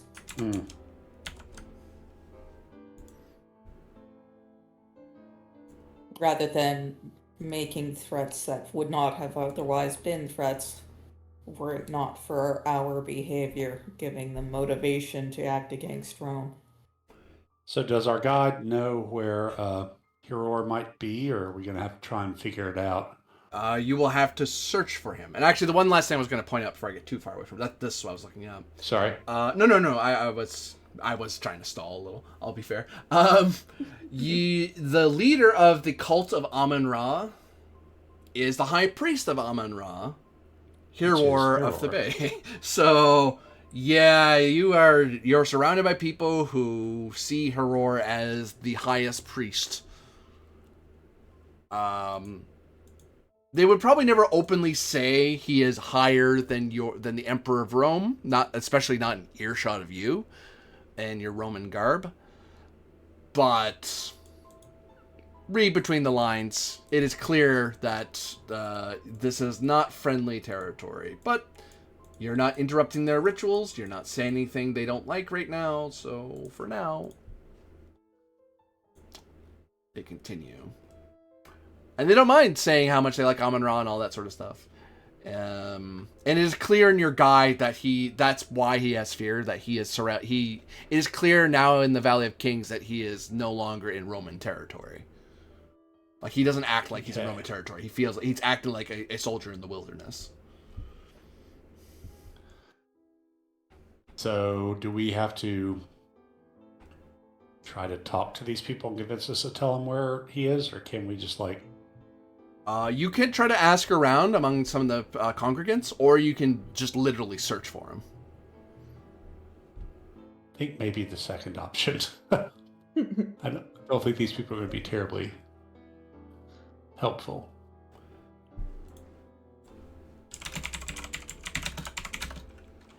You're looking for Denatura, 3 successes, DT 6. Exploration? Yep. As you're wandering the Valley of Kings. 9. 11. Yep. That's 2.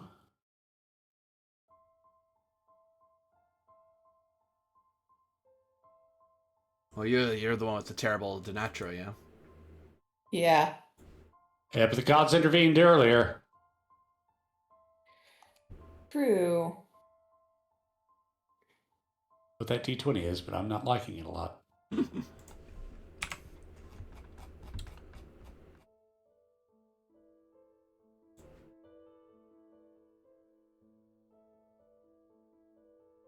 But I got 1 and you got 2? Let's see if the dice are nice to me. Fates do not intervene. Not quite 2. I was just 1 short of getting 2. I think. Okay. Oh, that's what the book's talking about. I understand. I was like, how do I get that roll? That doesn't make any sense. That's how. That is how.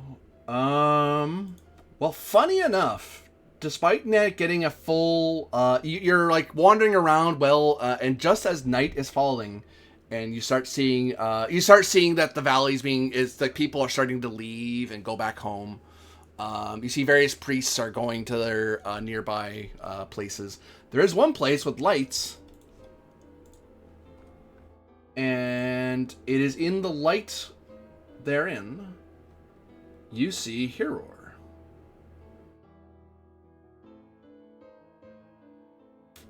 If I could find my token stuff. There it is.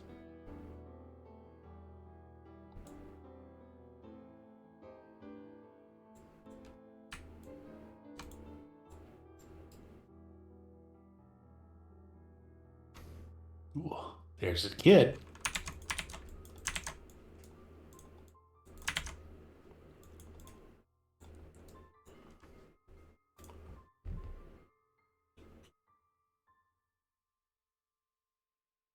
And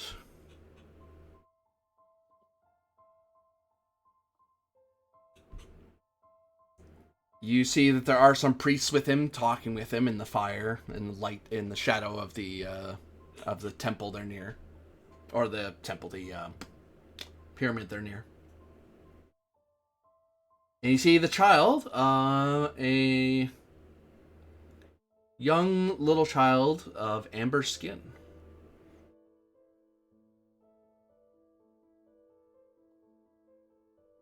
With the faint little eyeliner about his eyes, and adorned with just that hint of makeup that hints that this is a person of some means.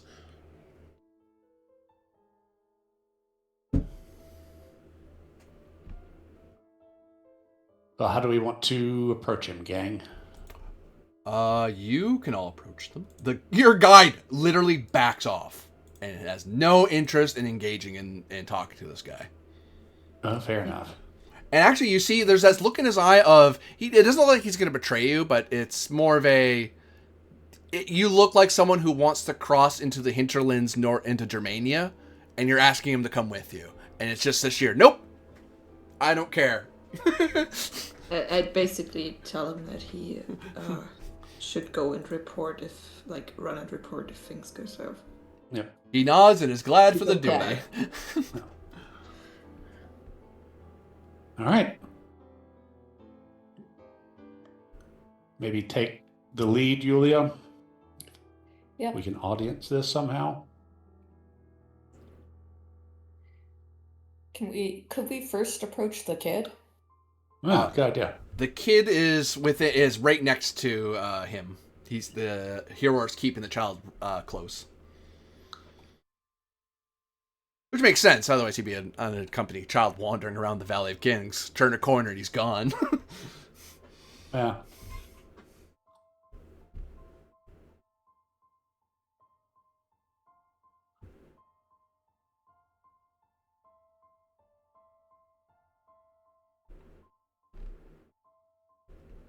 I continue. The kid looks scared, or? He looks rather... he looks like a child who's trying to pay attention to what the elders are doing. And trying to understand, but probably not grasping everything right away. So he looks focused, like he's trying to follow, but it's clear they're talking about stuff that's beyond him. But they're not shooing him away. Like, they're not saying, "Go away, kid." They're like, no, you can be here and listening to us. If anything, you should be here listening to this. Sort of body language. Huh. His family was important, and he's important. And you notice none of the priests seem to be speaking. They speak to Hiror first, and then they speak to the child. Like, they seem to be seeking his permission first. And the child doesn't seem to notice this at all. If anything, he sees this as normal. Which, if he's someone of importance, that's probably actually normal. Sort of like trying to talk to a patrician's kid. It's like, yeah, fair enough. Check with a high-ranking person to make sure you can talk to the kid so you don't get in trouble.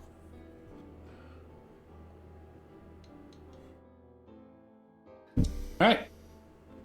Let's see what we can see. Yeah. So you approach their group and approach their torchlight? Mm-hmm. Yeah. And in Latin, custodes of the Imperial Army.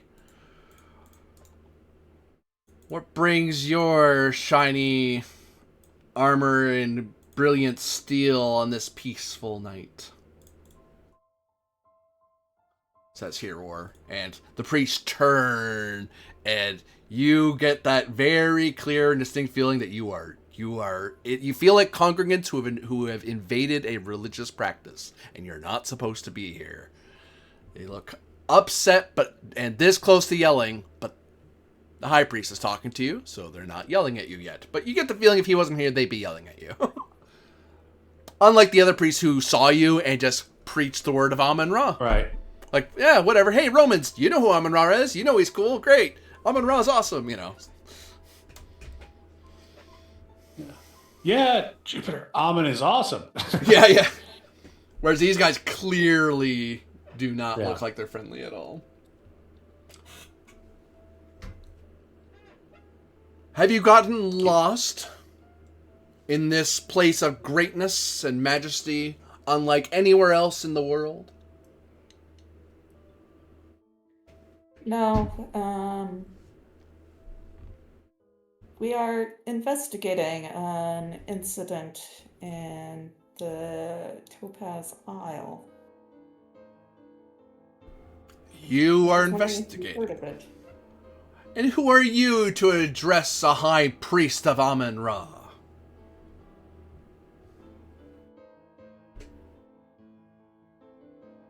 Who says that? He does, Hero. Yulia Rufina. Now, audience, give me Octortus, because you might have tried to hide who you were. So it wasn't until you actually introduced yourself. I was like, and now it's see if he wants to talk to you. Yulia Rufina, Duplicarius of the Arcana.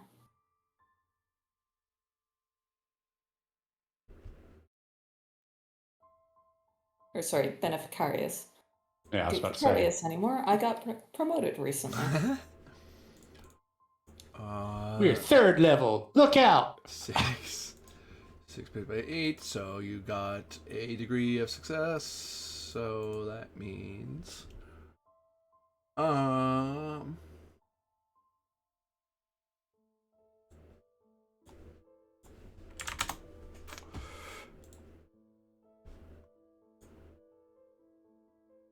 and you go around making your introductions, and it's clear that you are, with your Octortus, you succeed in doing the bare minimum at introducing, but you're not making great efforts to honor him in particular. You're just treating him like any other high-ranking priest, which he does not seem to appreciate a ton.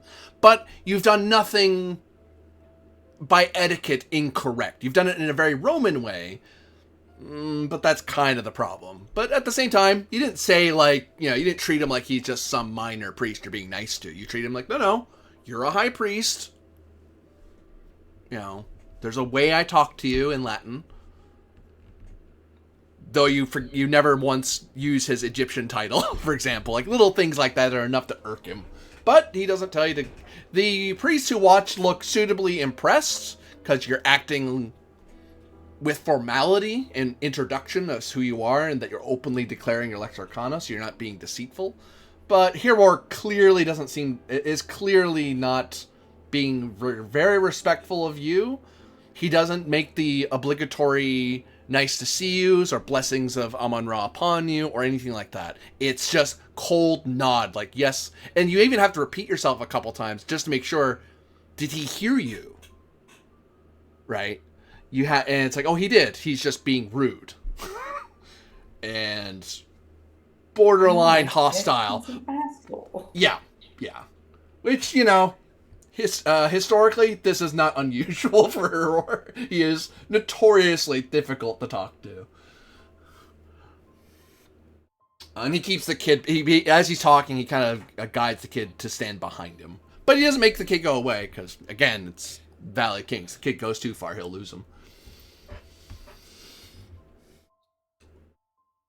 So the Lex Arcana has come before the Valley of Kings, with members of some standing, to ask me, hopefully not of a minor problem, If someone didn't say Jupiter's name loud enough, you should be doing something more important with your life.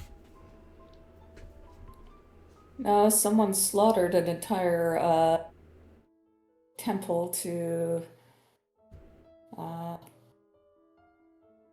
Amun-Ra. Roman fanatics, no doubt. Troglodytes, actually. We took care of the problem after we gave proper burial to the priests and guards and, I believe, the parents of your young friend there as well, with the help of Egyptian auxiliaries. It was not Romans who perpetrated this crime. How not Romans dare you! who hired this crime perpetrator. How dare you! The kid is screaming. Hero kind of is barely able to keep the kid from charging at you. And he has to like, get a nice hard grip on his arm, but he's trying not to like grip too hard because this kid is important, but it's also please don't charge the people with swords sort of look. And the priest kind of look between the child and the priest and you guys, like it feels like you're on the hair's breadth of battle from those four. And the kid continues screaming. He slips into Egyptian. You lose him for a bit as he's cursing you out because, yeah, that is not the face of a child who's happy with you. He kicks at the sand and he struggles and he starts making like punching motions in your direction. And Heror just holds him. He doesn't shout him down. He doesn't tell him to be quiet. He just kind of lets him get super angry at you for a bit. And then Heror slowly guides him back as the kid kind of tires himself out. And he turns to look at you.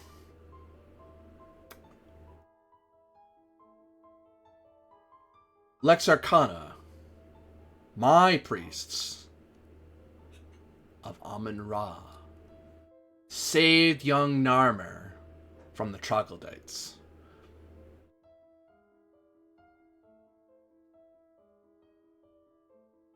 Though I suspect Roman fanatics may have driven them into his temple in their fear and hatred of our people and the god of Egypt and the world. Odd. That is not what the Hawk Lady told us when she appeared to us in her hawk headdress of black colors dressed in topaz. She told us something quite different. Heror. You may roll to society. Fuck me. Can I also participate in this? Since You certainly can, yep. No, I love that I have lower rank than you guys because I'm just not required to speak here. Streetwise or decorum? Yeah. Okay, I'll take streetwise because I'm better at that. But it'll roll me up to a massive 9. All right. This society does. You said decorum applies? Yep. Excellent. I get to roll 22. Thank goodness. No, the gods almost intervened. You're short by 1. I mean, 13. but Yulia's not. 2 successes of the 10 you require. What? 10? They do not like you in the slightest. Oh, sorry, you require 9, you get 10 attempts. Oh, okay. We've got 2. I mean, do you guys want me to try? Like, I have a value of 10. It's actually possible. I mean, it's better than me. And DT9, and in theory, it's possible for both of us. I mean, we're going to be relying on Yulia for sure, but...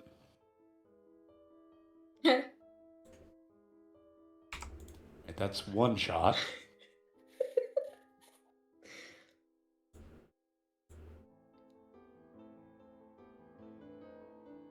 Wait, yeah, I give you a full round. That's how I do it. I remember now.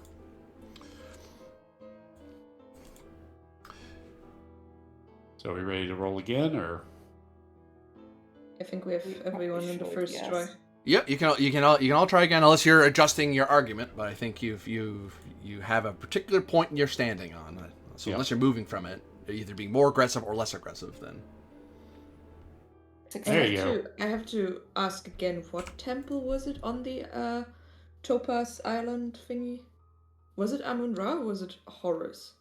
Horus. Sorry, yeah, it was Horus. I misspoke. He did as well. That's my mistake. I'm the one. The Demiurge's the one that screwed that up. He would know. Whoa! There you go. And the fates intervened. Yes. Nice. I brought up it was a Horus temple, and It I'm was 16 and a 15. I know more about that. So that was. Sorry. So you got 3, 4, 5.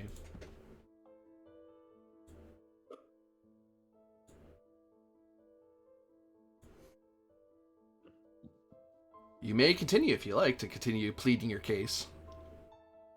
How many hits do we have? 5. Halfway there, guys. Yeah, let's continue. Actually, more than Why halfway is it there. not Just true? over half. Yeah.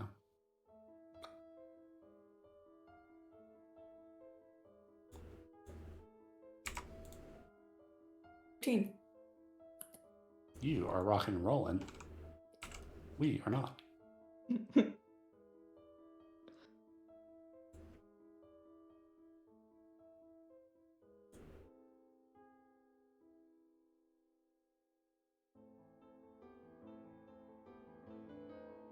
That's 6, I think. And actually, you notice at that point, the child steps forward a lot sooner than you think, because you all have a pretty good idea, because you know how hostile he is and how hostile they are, how hostile the kid is. You had a lot to go. But then you notice as you're talking, as your story gets to the parts about how you investigated the battle site, you buried the dead, including his parents. You fought the troglodytes. How brave they all fought. How brave they all fought. Like once you're not sounding like mean old Romans saying that Egyptians are evil people, it's like no, that's not what we're saying. We're saying that's something, and we're not necessarily accusing Herewar in particular, but we are saying, like you can kind of dress it up a little bit, Right? Because slowly but surely you notice you're not necessarily having audience with Herewar. It's with the kid. Yeah. And that's when it clicks for you that you're like, wait a minute.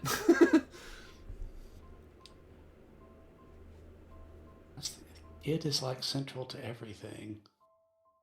And I will say to the kid, if the kid's okay with, I'll say to the kid, that your parents must have cared for you very much. They fought with everything they had to ensure you survived.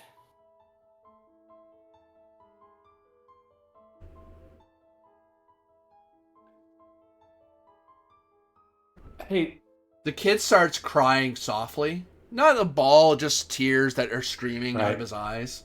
And the priests they don't look angry, they look worried. And they look to Herewar. Herewar, the anger isn't quite there. It's still etched into his old face. Like he is a man who has lived a long life of anger and in his mind depression, which it's not that far off. It softens seeing this kid cry. Like it hurts them to see him like this. Oh. But they're not really sure what to do because this definitely isn't part of the plan. Like it's obvious this isn't what they thought was going to happen in this encounter. And it's not entirely clear what they're going to do.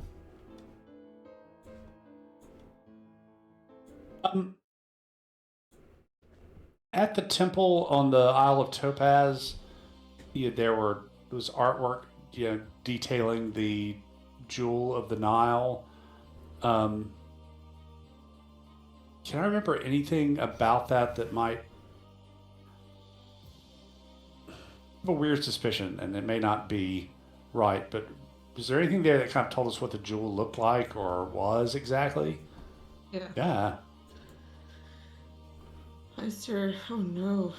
I remember the jewel from our dream. It might look like Right. that.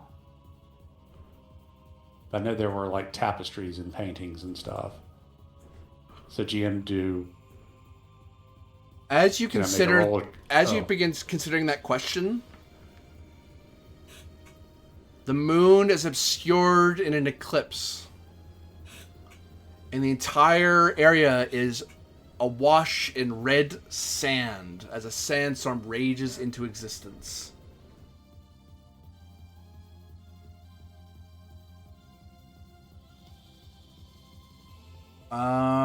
You are all now suffering from the blinded condition, for you are plunged into darkness.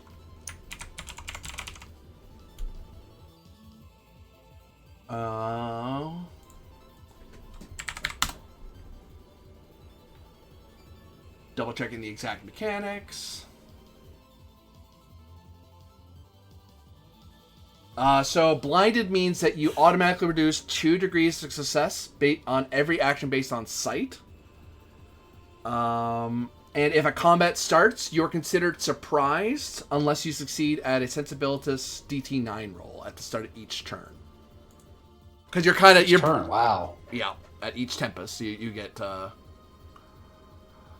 And then, as the sandstorm rushes into being,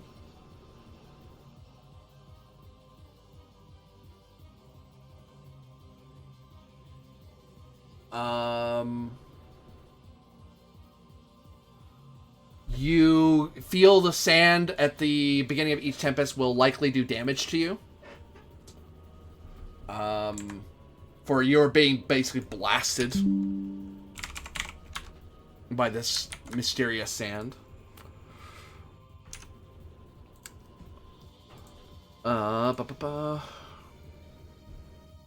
And from a forgotten and collapsed tomb rises a great beast from the stones. A massive, powerful work of stone, a sphinx, charges forth. And with an otherworldly voice, you see a black wind rush through the sand and embody Hiror, who is set bolt upright and just thrashing in place.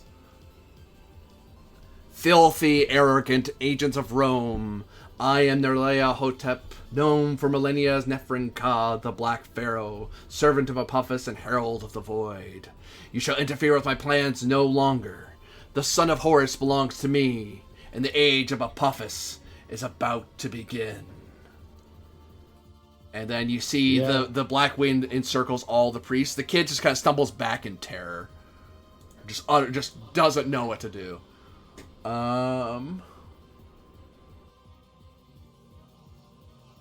Oh, dear Jupiter. What are you fighting today?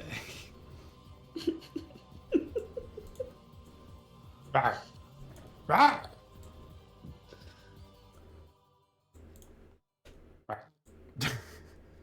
Stop that, you. Well, stop making it bigger, and I'll stop making bigger sounds. Rawr.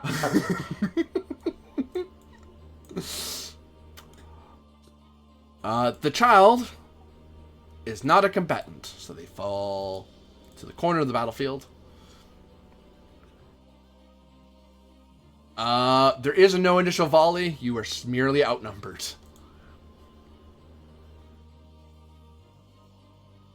As you went from conversation to, oh dear gods, what is going on?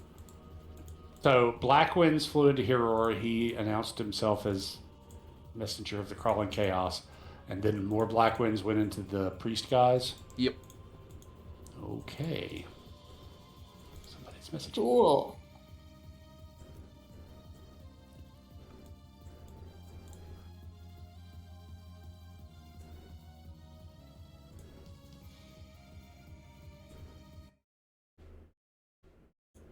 Uh,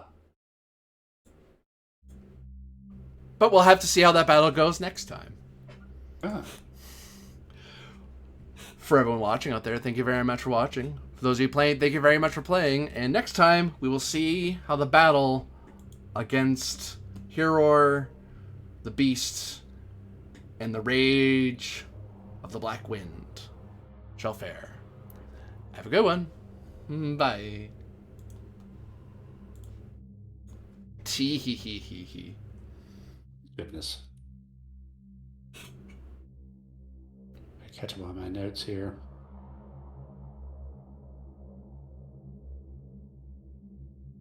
So we got a sandstorm. The root. Sandstorm. Stop it. Windows. Sandstorm. Condition blinded. Which means surprised. That's DT9 sensibilitas. That's even from the guys standing right in front of us. Like the surprise, unless you roll a DT9 in the sandstorm, that even applies to the guys that are literally, right in front of us and engaged with us.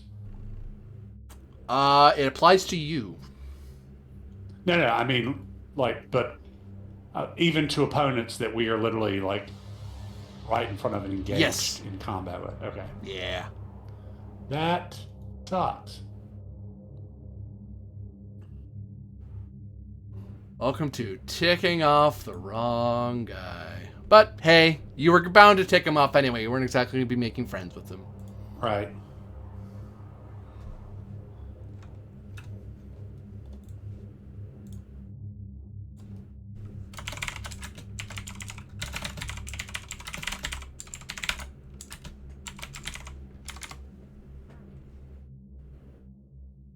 Yeah. Well, you win some, you lose some. Calypso and I are convinced that the kid is the jewel. We think that's... That might be the case, yeah. Yeah, so I think we need to do our damnedest to protect the kid during this next